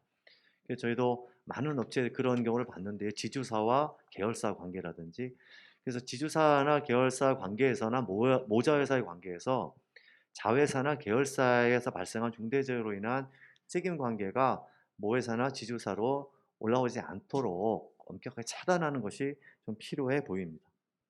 그간 산업안전보건법이 예외 적용된 대학교에서 어떻게 중대재해처벌법에 대응해야 하나요? 산업안전보건법은 여러 가지 안전보건 체계에 대한 예외를 인정하고 있습니다. 사무직만으로 종사하는 경우, 이런 경우에 안전관리자, 보건관리자 둘 필요가 없도록 되어 있는데, 중대재해처벌법은 그런 예외 적용이 전혀 없습니다. 전면적으로 다 적용이 됩니다. 다만 산안법에 따라서 안전관리, 보건관리자 선임 요건이 3명 이상의 법적 의무가 있어야 전담 조직 의무가 있는데, 그거는 빠질 수 있습니다. 3명의 요건 때문에. 근데 또 하나 저희가 주의할 점은, 혹시 우리 사업장이 사무직만으로 종사하는 걸로 판단해서 안전관리자, 보건관리자 선임 안 했는데 뒤에 당신 사업장도 안전관리자, 보건관리자 선임한 사업장에 해당된다고 하게 되면 자칫하면 중대재해처벌법상 안전보건 전담 조직에 대한 구성 의무에 법위반 문제가 바로 생길 수 있습니다. 그래서 사무직만으로 종사하는지 여부에 대한 것도 한번 정밀한 검토가 필요합니다. 불의사고로 사망자 발생했을 경우 사후 대표자에 대한 면책 방안이 있을지 궁금합니다. 이게 불의사고라는 것이 이제 좀 표현이 애매한데, 원래 중대재해처벌법은 중대재해처벌법 시행령에서 구체적으로 요구하고 있는 수법 의무와 연결된 재해가 발생했을 때 책임을 지는 건데, 불의사고라는 게 예를 들자면 전혀 우리가 통제할 수 없는 교통사고라든지 이런 걸 말한다고 하면 그런 경우에 기본적으로 중대재해처벌법 적용 대상은 아닐 거다라는 거고요. 그냥 불의사고라는 게 회사에서 통상적으로 발생할 수 있는 중대재해라고 하면 면책을 받는다고 하는 의미는 중대재해처벌법상 요구하고 있는 수법 의무를 온전하게 다 이행했다고 당연히 평가받으면 형사 면책이 이루어져야 된다고 봅니다. 피해자에 대한 일정 금액의 금전적 배상 시 대표이사 형사 책임 감경 혹은 면제. 형사 사건에 있어서 피해자의 합의는 가장 중요한 양형 요소입니다. 피해자와 당연히 중대재해가 발생한 경우에 아까도 좀 설명을 좀 드렸지만 이 세션에서 가장 먼저 하는 게 사실 회사가 해야 되는 게 피해자의 합의입니다. 형사합의, 민사합의. 형사합의를 통해서 일단 수사기관으로 하여금 수사 부담에 대한 부담을 줄여줘야 합니다. 그리고 법원에 가서도 양형 관련돼서 가장 중요한 요소가 될 것인데 형사 합의를 했다라고 해서 형사 책임이 면제되지는 않는다. 이런 걸 좀 또 주의하셔야 될 것 같습니다. 다음은 세 번째 슬라이드입니다. 중대재해처벌법과 관련한 안전보건 조직 구성 및 기업의 대응 전략 수립 시 각 회사들이 속한 업종별로 조직의 규모나 대응 정도의 차이가 있는지, 만일 차이가 있다면 어느 업종들이 가장 많은 준비가 필요한지 궁금합니다. 중대재해처벌법은 기본적으로 회사의 업종과 특성을 반영해서 하도록은 되어 있습니다. 규정은 그렇게 되어 있는데 지금 구체적으로 그러면 우리 회사의 규모나 특성에 맞는 걸 어느 정도 해야 되는지에 대한 기준은 전혀 나와 있는 게 없습니다. 그런 건 앞으로 상당히 판례를 통해서 형성이 되어야 될 것 같고요. 또 업종별로 많은 준비가 필요한지 부분에 대해서는 좀 고재철 의원님께서 좀 간단하게 좀 더 설명을 해주시겠습니다. 네, 당연히 그 법에 보면 그 기업의 특성과 규모에 따라서 이렇게 그 체제와 그 이행을 하도록 설정되어 있는데 기업의 특성과 규모에 따라서 여러 가지 달라지는 면들이 있을 겁니다. 근데 그것들을 지금 이 자리에서 어떤 기업은 어떤 게 필요하고 어떤 기업은 어떤 게 필요하고 이런 거를 얘기하기는 건 굉장히 곤란하고요. 한 가지 그 기업에서 좀 뭐랄까 관심을 가져야 될 게 이 사고라는 게 위험의 결과잖아요. 근데 위험이라는 게 늘 있는 게 아니고 생산 과정에서 만들어집니다. 이번에 현대산업 사고처럼 생산 작업 과정에서 만들어지기 때문에 만들어지는 위험을 생산에서 잘 억제할 수 있도록 생산 쪽에서 위험을 억제할 수 있도록 하는 쪽으로 앞으로 그 사고 예방의 어떤 이 관점을 좀 바꿔야 될 것 같고요. 그리고 위험은 있는 게 아니고 만들어지는 겁니다. 그러니까 위험을 찾아서 제거하겠다라는 개념보다는 위험의 발생 자체를 억제하겠다. 이런 방향으로 기업에서 이 안전을 목표를 삼고 진행하는 것이 굉장히 중요한 관건이고 거기에 맞는 체제와 아레나를 형성을 해서 그렇게 준비를 하셔야 될 것 같습니다. 예, 다음 코로나19 등으로 수익성이 악화된 현 시점에서 안전보건만을 전담하는 체계적인 조직을 갖추기 매우 어려운 상황입니다. 이럴 경우 일정한 안전조치, 안전장비 구축이라든지 작업자 안전교육 등을 취한 것과는 관련 업체의 사고 발생 시 바로 대표해서 처벌되는지요. 중대재해처벌법에서 요구하고 있는 사항들에 말씀드린 것처럼 기업의 특성이나 규모를 반영하도록은 되어 있는데 그렇다고 해서 그 의무를 면책하는 그러니까 규모의 특성에 받아서 어느 기업은 이것만 하면 되고 어느 이것만 하면 된다라는 그런 체계를 취하고 있지 않습니다. 기본적으로는 특성에 맞게 조직 규모라든지 그 구축을 하는 거는 감안되겠지만 의무 자체가 탈락되지는 않기 때문에 법령이 요구하고 있는 사항들은 다 갖춰야 된다 이렇게 말씀드릴 수 있는데 다만 이제 앞으로 중대재해가 발생했을 때 자 그러면 중대재해처벌법상 요구되는 수법 의무 중에 어떠한 사항을 위반해서 이 중대재해가 연결됐는지에 대한 수사가 이루어질 겁니다. 그러니까 예를 들자면 10가지가 요구하고 있는데 우리가 7개 정도 하고 있었다.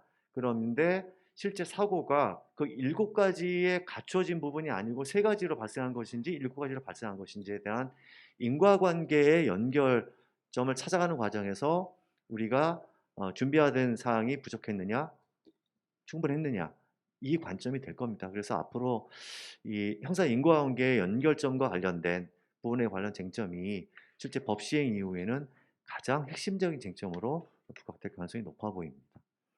다음에 4슬라이드입니다. 4슬라이드는 김재욱 변호사님께서 설명을 해주시겠습니다. 예, 안전관리에 대한 모든 조치를 했음에도 불구하고 재해 발생 시 회사의 잘못으로 처벌받는 것인지 그리고 처벌 대상이 되는 것이 적합한 것인지 궁금합니다라는 질의가 있었습니다.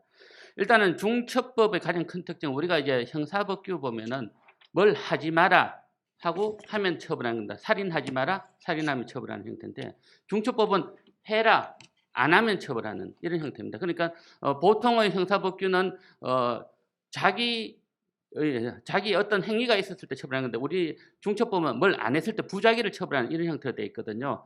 그런데 지금 어쨌든 중처법에서 정한 건 해라는 규정은 중처법과 시행령 포함해서 15개 의무사항이 있습니다. 그런데 조금 이게 불명확해서 탈이지 어쨌든 의무상 구성 요건이 되는 것은 15개로 되어 있으니까 이 15개 의무를 안전보건 확보 의무 15가지를 모두 이행했다면은 당연히 처벌받지 않는 게 맞겠죠. 그게 원칙입니다. 그리고 중대재해처벌법 시행과 관련하여 경영 책임자 즉 대표이사가 면책할 수 있는 방안이 있는지 알고 싶습니다.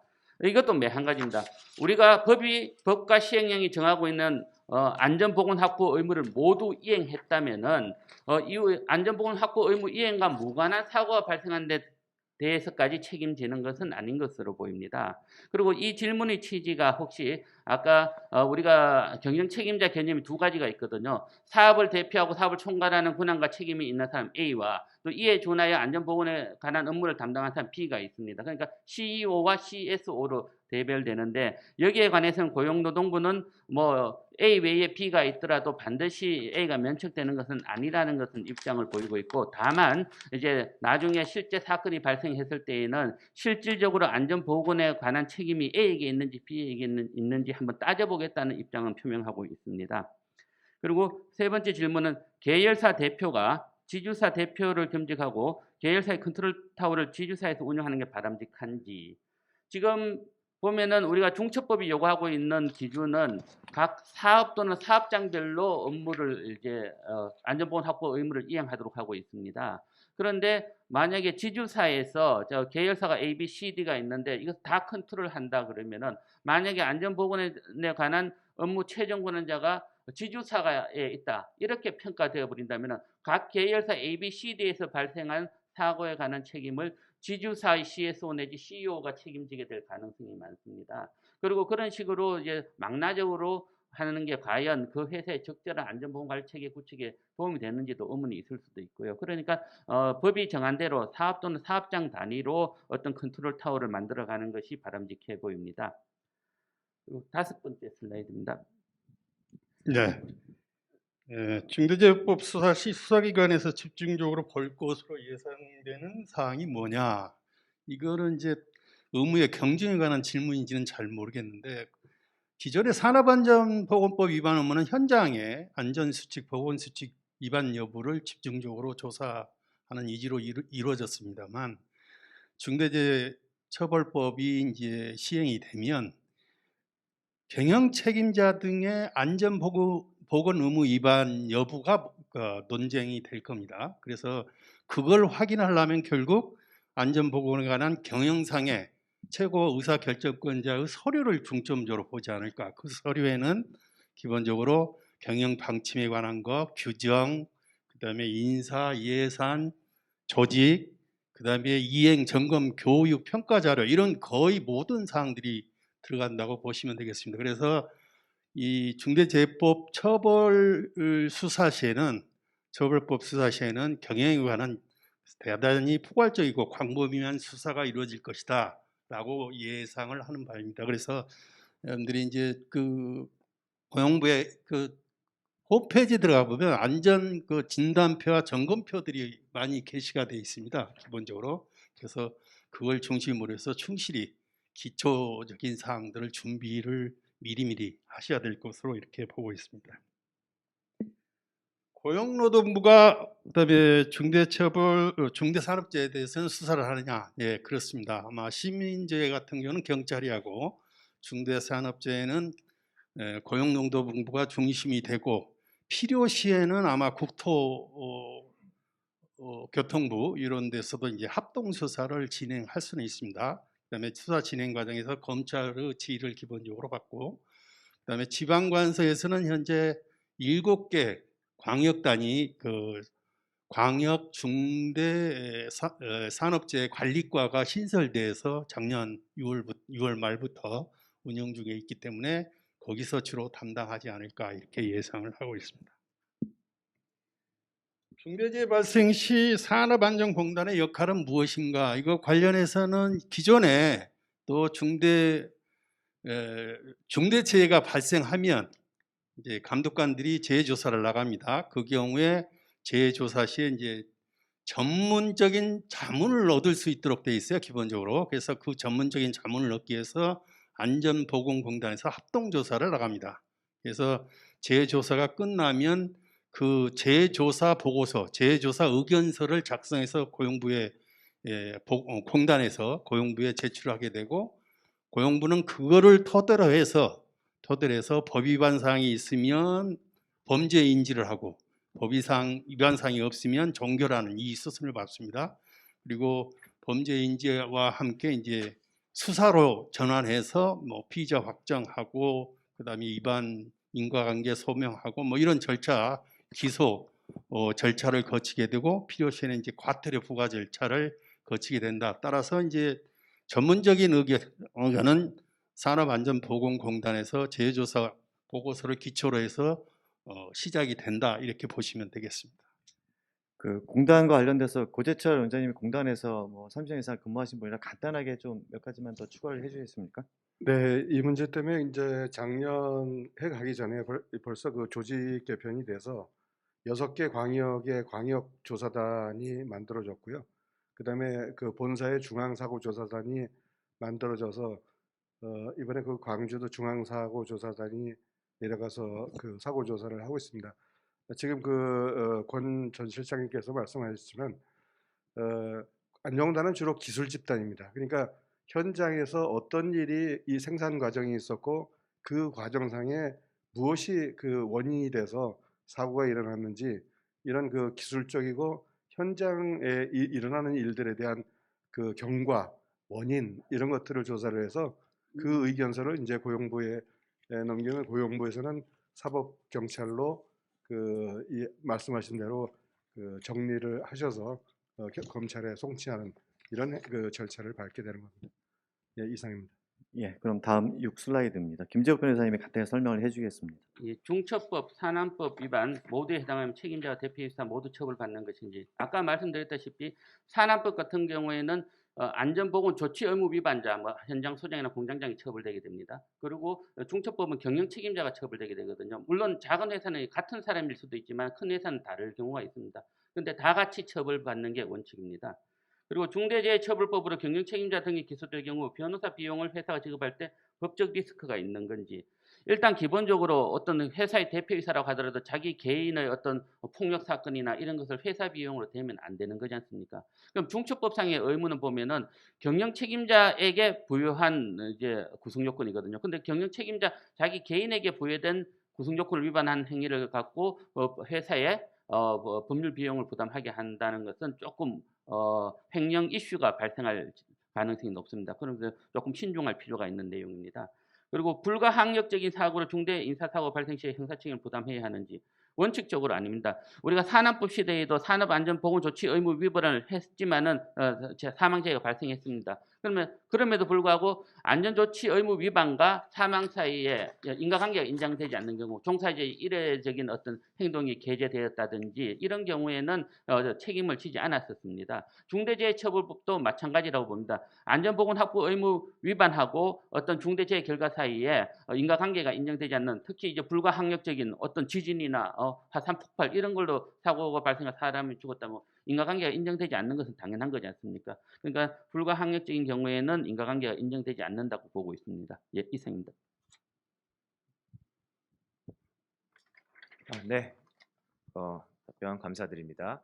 그럼 현장에서 추가 질의를 몇 개 받도록 하겠습니다. 혹시 업무를 하시다가 또는 궁금하신 사안들이 있으신 분들께서는 이번 자리를 통해서 또 많은 답변을 얻어갔으면 좋겠습니다. 혹시 추가 질의가 있으신 분이 계신가요? 네.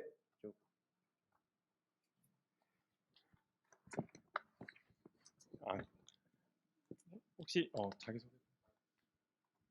네, LG CNS의 장기봉이라고 하는데요. 저희 뭐 해외 사업장의 경우에 중대재해처벌법이 어떻게 적용이 될지, 해외 사업장에 동일하게 뭐 관리를 해야 되는 것인지, 뭐 그런 것들에 대해 좀 궁금합니다. 기본적으로 우리 형사법 기본 원칙이 이제 속인주의지 않습니까? 우리나라 사람들이 해외 가서 범죄를 저질러도 우리나라 법이 적용되게 됩니다. 그러니까 우리 해외 사업장이 우리 기업이 해외에서 어떤 기업을 운영하는 과정에서 중대재해가 발생했다. 원칙적으로 견해가 두 가지 있을 수가 있습니다. 속인주의 원칙이 적용되기 때문에 거기서 이제 고발해 들어오면은 책임을 진다는 견해가 하나가 있고요. 그런데 우리가 보면은 이런 것은 행정법규지 않습니까? 행정행벌인데, 그런데 우리가 뭐 자연범처럼 살인이나 강도 이런 것은 해외 전례로도 어느 나라나 처벌하기 때문에 괜찮은데, 그런데 안전보건 확보 의무는 우리나라가 다르고 미국이 다르고 동남아가 다르고 다 다르고, 그 현장에 갔을 땐 그 나라 법을 따르고 있는데 그 나라 법은 잘 지키고 있어. 우리나라 법을 위반한 거는 우리 내부의 문제일지 모르지만 그 나라의 한도 내에서는 잘 지키고 있었기 때문에 속인주의가 배제된다. 그러니까 해외 사업장에서의 사고에 대해서는 적용되지 않는다는 이런 견해 두 가지가 있습니다. 가장 예를 들어 갖고 만약에 우리가 맹인 안마사들 보면 이분들을 보호하기 위해서 특별히 시도지사가 이제 허가권을 주는 거거든요. 그런데 우리나라 사람이 일본에 가서 시도지사 허가 없이 이제 안마 일을 한 거예요. 그러면 대법원 판례는 이런 경우에는 행정형벌에 관한 것이고 그 시도지사 허가까지 이제 외국에까지는 필요 없다. 이런 관점에서 무죄를 쓴 것이 있긴 합니다. 그런데 우리가 해외 도박 나갔을 때는 어느 나라나 도박은 처벌하기 때문에 해외 원정 도박 다 처벌하고 있지 않습니까? 그러니까 중대재해처벌법이 규정하고 있는 안전보건 확보 의무가 어디에 해당하는가에 따라 갖고 속인주의를 적용하느냐 적용하지 않느냐는 견해에 따라서 이제 달라질 수가 있는데, 일반적으로 형사법적 대원칙은 속인주의가 원칙이고, 그리고 형법 총칙의 규정에 보면 다른 규정에도 다 적용하도록 되어 있거든요. 그런데 일단 조심할 필요는 있어 보입니다. 예, 이상입니다. 네. 다음 질의 받겠습니다. 네. 마이크 쪽.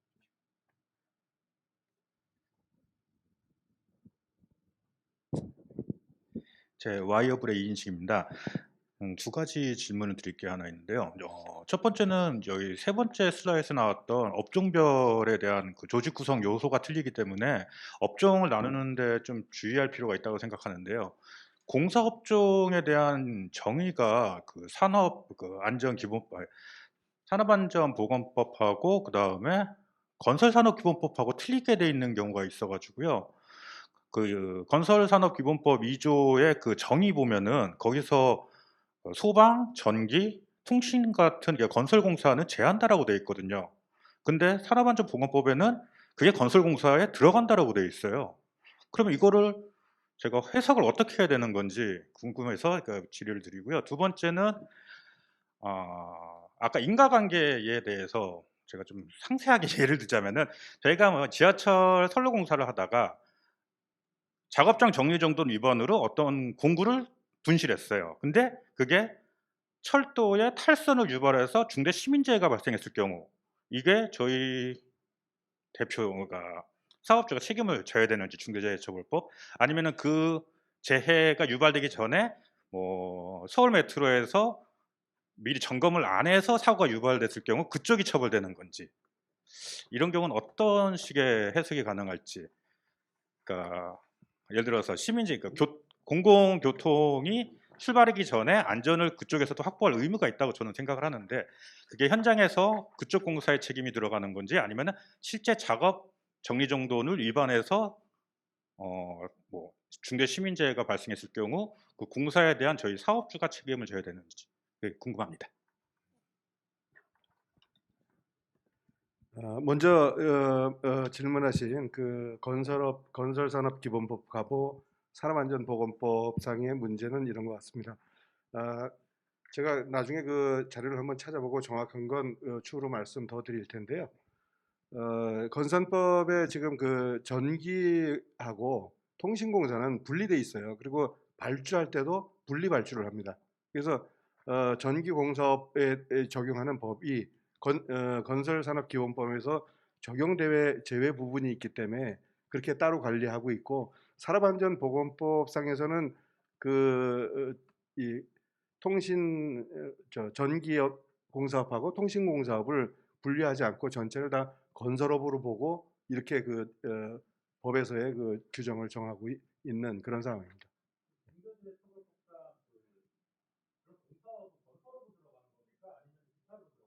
그 중대재해처벌법은 업종 구분이 없습니다. 전체적으로 전 산업에 대해서 그 예외 없이, 예를 들어서 산업안전보건법에서도 그 원자력 종사자나 적용 제외 업종이 있거든요. 광산이나 이런 것들이 있는데 중대재해처벌법은 그 개별 법이 정하고 있는 그 제외나 이런 걸 적용 제외나 이런 걸 구분 안 하고 종사자 일하는 사람 전체를 대상으로 하기 때문에 제외되는 업종은 없는 걸로 저는 알고 있습니다. 네네. 네. 그러니까 그 부분에 관한 거는 개별 법에 지금 현재로서 그 법 준수 방법은 개별 법을 다 만족시키는 이런 상황으로밖에 좀 어떤 걸요? 예. 예.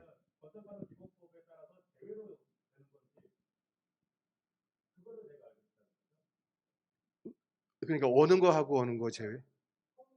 예. 예. 예. 예.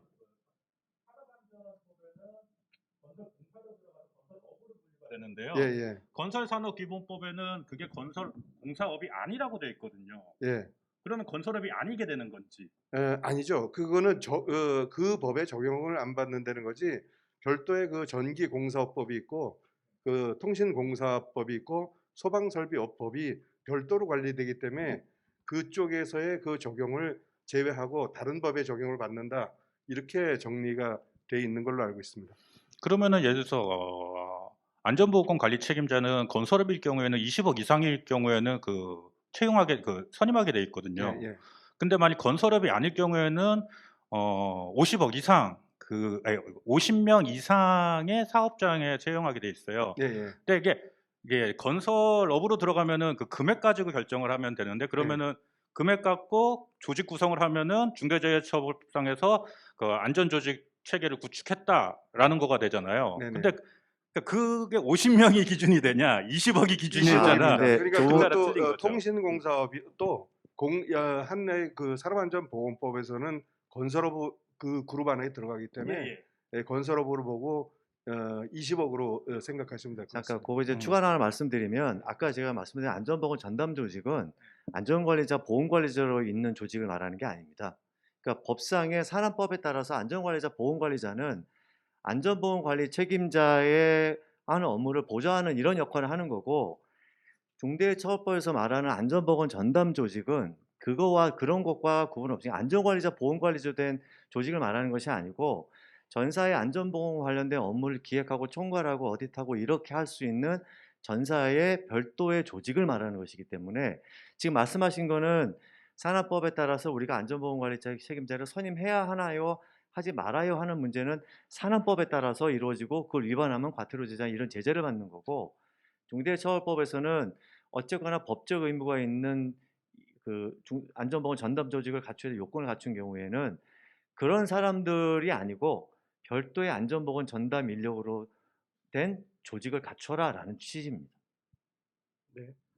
지금 말씀하신 건 전담 조직에 관한 문제고요. 그리고 중대법에서 각 법이 요구하는 그 수범의 의무를 부여하고 있기 때문에 그 안전관리자는 산업안전보건법에 의해서 또 책임자는 그렇게 형성이 되는데 지금 질문하신 그 통신공사업이나 전기공사업 이쪽 부분은 인원수가 아니고 산업법에서는 건설업으로 분류하고 있기 때문에 20억으로 적용해서 선임의 의무를 하시면 됩니다. 두 번째 실제 작업에 따라 어떤 사고가 발생했을 때 그거에 대한 책임 소재. 아까 말씀드린 것들은 선로 이탈 사고 같은 경우 이게 그 작업장을 관리하는 사업주의 책임이 될 것인지 아니면은 그거를 그 사업장 실제적으로 관리하는 어떤 뭐 역장이라든가 아니면은 뭐 서울교통공사의 책임이 될 것인지. 일단 중처법 관점에서 이제 좀 살펴볼게요. 기본적으로 중처법은 중대산업재해와 시민재해로 구분되어 있지 않습니까? 산업재해는 아까 설명드렸다시피 보호 대상이 종사자로 되어 있습니다. 그러니까 내 근로자 또 노무를 제공하는 사람 이런 식으로 되어 있거든요. 근데 지금 아까 말씀하신 사례가 이제 조금 더 케이스가 좀 더 구체화될 수도 있겠지만은 기본적으로는 근로자나 종사자들이 다친 사고는 아니라고 가정하신 거죠. 탈선 사고니까. 그러면은 시민재해로. 일단 중대 산업재해에서 말하는 종사자 범위에 해당하지 않기 때문에 산업재해는 해당하지 않는 것 같아요. 그럼 이제 중대 시민재해 여부가 다투어질 수가 있지 않습니까? 그럼 공중이용시설이나 공중교통수단에 대해서는 선로 탈선을 하면 그 이용자가 다친 거지 않습니까? 예. 그러면 이제 공중이용시설, 공중교통수단을 설계, 설치, 관리하는 사람들 있지 않습니까? 그럼 서울 메트로나 이런 사람이 이제 사업주가 돼가 주체가 될 수가 있겠죠. 그러니까 자기들이 어떤 선로를 제대로 점검하고 안전 계획을 세우고 해야 되지 않습니까? 그런 것을 제대로 이행하지 못한 그런 결과가 되겠죠. 그럼 시민 중첩법 관점에서는 아마 메트로가 이제 책임질 여지가 생기는 거죠. 하지만은 공구를 흘린 사람, 이 사람이 어쨌든 주된 원인이었지 않습니까? 그러면은 이제 뭐 산업법도 근로자 보호 대상이기 때문에 이제 산업법 적용 대상은 아닌 것 같지만은 어쨌든 자기의 업무상 과실로 인한 사망 사고가 발생되기 때문에 가장 우리가 포괄적으로 적용될 수 있는 게 산업법, 중첩법 외에 업무상 과실치사상죄이거든요. 그러니까 선로 위에 그런 어떤 탈선을 시킬 수 있는 것을 놔두었다. 주요 의무 위반이지 않습니까? 그러니까 업무상 과실치사상으로 처벌받을 가능성이 굉장히 높아 보입니다. 그럼 그 근로자를 고용한 사업주 대표이사는 중첩법에서 처벌 대상이 될까요? 안 될까요? 지금은 아까 개념상으로 보면은 말씀하신 취지에 보면은 다친 사람은 이용자거든요. 종사자가 아니니까 근로자도 아니고 그러니까 산업법이나 중첩법 대상은 아니지만은 업무상 과실치사상 사람에 대해서 이제 다치게 한 거니까 업무상 과실치사상으로 다뤄질 가능성이 높아 보입니다. 그러니까 여러분들 지금 산업법, 중첩법 많이 있지만은 최후 이제 수사기관 입장에서 가장 최후의 보루가 업무상 과실치사상죄라고 보시면 됩니다. 네, 그 부분으로 보면 그 도구를 잘못 거기다 놓은 근로자의 과실은 인정이지만 그 고용하고 있는 사업주는 처벌받지는 않을 것 같습니다. 그거는 이제 직접적 이제 보통 보면은 이제 업무상 과실치사상을 어떻게 하냐면은 현장에서 현장 소장들이 이제 했지 않습니까? 직접적으로 내가 작업 지시하고 아는 사람이지 않습니까? 그럼 구체적 직접적 주의 의무가 있어서 산업법 위반 외에도 업무상 과실치사상도 같이 처벌돼요. 그런데 이제 대표이사는 이 위에 사람들 이제 이런 사람들 전혀 작업상을 모르는 사람들 그리고 작업 지시를 한 번도 해본 적이 없어요. 이런 사람들에게는 구체적 직접적 주의 의무가 발생하지 않거든요. 그러니까 처벌받지 않는 게 일반적인데 예전 사건에서 업무상 과실치사상죄와 관련해서 이제 대표이사들이 입건되는 경우가 제법 있어요. 그런 경우는 어떤 경우냐면은 작업 현장에 나타나갖고 이거 해라 저거 해라 구체적으로 직접적으로 지시한 적이 있는 겁니다. 그러니까 수사기관에서는 그런 것을 면밀히 분석해가 찾아내어서 당신의 지시로 인해서 이런 게 이루어졌다. 그렇게 해서 업무상 과실치사상 주의 의무 위반도 인정된다 해서 기소하는 경우가 있긴 합니다. 네, 방금 질문하신 레일위에 망치를 올려놓은 거는 대표이사가 그걸 지시할 경우는 별로 없을 것 같아서. 없죠. 그런데 그거에 산업법상으로는 조치 의무로 처벌될 수 있는데 지금은 이제 저희가 그 이슈를 삼는 게 중첩법 아닙니까? 중첩법은 실질적으로 조치 지시를 안 하더라도 처벌받는 게 중첩법인데 이럴 경우에는 그 작업장의 사업주가 처벌받는 건지 서울 메트로의 이사장이 처벌받는 건지 대로 지금 우리 김 변호사님 말씀하신 대로 그 메트로가 대중교통의 운영 주체이기 때문에 대중교통 이용자에 대한 사고는 그게 시민지혜라서 그쪽을 이렇게 가는 거지. 만약에 거기서 근로자가 다친 거면 별개의 문제고요. 그래서 그렇게 정리될 것 같습니다. 예, 감사합니다. 예, 지금 시간이 많이 지났습니다. 예, 궁금한 사항이 많을 텐데요. 그래서 현장에서 더 하면 제가 이제 식사 시간을 뺏는 것 같아서 더 이제 이 정도를 일단 마치도록 하겠습니다. 앞으로 혹시라도 궁금한 사항이 있으시면 저희 연락처를 통해서 저희한테 좀 질문을 주시면 저희가 아는 범위 내에서 또 성실하게 답변을 드리도록 하겠습니다. 지금 중대처벌법이 이제 일주일을 앞두고 있습니다. 법 시행을 이렇게 카운트다운 해가면서 걱정하고 있는 법이 제가 알기로는 거의 처음 아닌가 싶은 생각이 들 정도로 기업에 주는 압박은 굉장히 큰 것 같습니다. 특히 경영 책임자 분들이 가지고 있는 우려나 이런 두려움이 상당히 큰 것 같은데 아까 제가 강의자에 말씀드렸지만 기업이 정말 진심으로 근로자들의 안전보건 업무를 최우선으로 두고 성실하게 최선을 다해서 안전보건 활동을 하고 또 중대 전문가의 도움을 받아서 중대처벌법령이 요구하고 있는 사항들을 잘 분석해서 현장에 잘 적용한다라고 하면 어떤 경우에도 형사와 처임과 관련된 부분은 극복해 나갈 수 있다고 저는 생각을 합니다. 어떤 제도 자체가 무과실 책임, 결과 책임을 부담하는 법 체계는 있을 수가 없고 그런 부분은 향후 수사기관이 이든지 법원 판례를 통해서 충분히 우려가 해소될 수 있다라고 생각을 합니다. 근데 그렇다고 해서 손 놓고 있을 수는 없는 거죠, 당연히. 아까 제가 말씀드린 여러 가지 조직 부분이라든지 아니면 이런 부분에 대해서 지금 남은 시간이라도 조금 더 세밀히 살펴보고, 또 재해라는 게 어차피 뭐 이렇게 급작스럽게 닥칠 거는 아닐 수도 있거든요. 그러면 뭐 법 시행을 떠나서 미래에 있는 날 중에 오늘이 가장 빠른 날입니다. 오늘부터라도 차근차근 준비해 더 한 걸음 한 걸음 준비해 나간다고 한다면 충분히 중대재해처벌법이 오는 법적 리스크를 극복할 수 있다, 이렇게 생각을 하고 있습니다. 오늘 좀 오전 시간이어서 오시는데도 불편하고 했지만 이렇게 자리를 참석해 주셔서 감사드리고, 또 이게 지금 외부로 접속해 주신 분이 상당히 많습니다. 굉장히 많은 숫자의 분들이 접속해 주고 계시는데 이렇게 찾아와 주셔서 감사드리고요. 또 앞으로도 화우가 여러 가지 안전보험과 관련된 여러 가지 조언이나 자문을 통해서 그런 법적 리스크를 극복하는 데 성심성의껏 도와드리도록 하겠습니다. 오늘 감사드리겠습니다. 네, 감사합니다. 바쁘신 와중에도 이번 세미나에 참석해 주셔서 정말 감사드립니다. 이번 세미나 과정이 참석하여 주신 모든 기업 담당자분들께 조금이나마 도움이 될 수 있는 그런 시간이었기를 소망합니다. 한 가지 안내사항이 있습니다. 오늘 웨비나를 통해서 세미나에 참석하고 계신 분들의 경우 웨비나 종료 직후 웨비나를 시청하신 페이지에 있는 발표 자료라는 버튼이 있습니다. 해당 버튼을 클릭하시면 오늘 세미나 발표 자료를 다운로드 받으실 수 있습니다. 그리고 다운로드는 오늘 오후 3시까지만 가능한 점 알려드립니다. 이것으로 모든 세미나 일정이 종료되었습니다. 아셈타워 건물 1층에는 게이트를 열어주시는 분을 따로 배치해 두었습니다. 내려가실 때는 1층에서 안내를 받으시면 될 것 같습니다.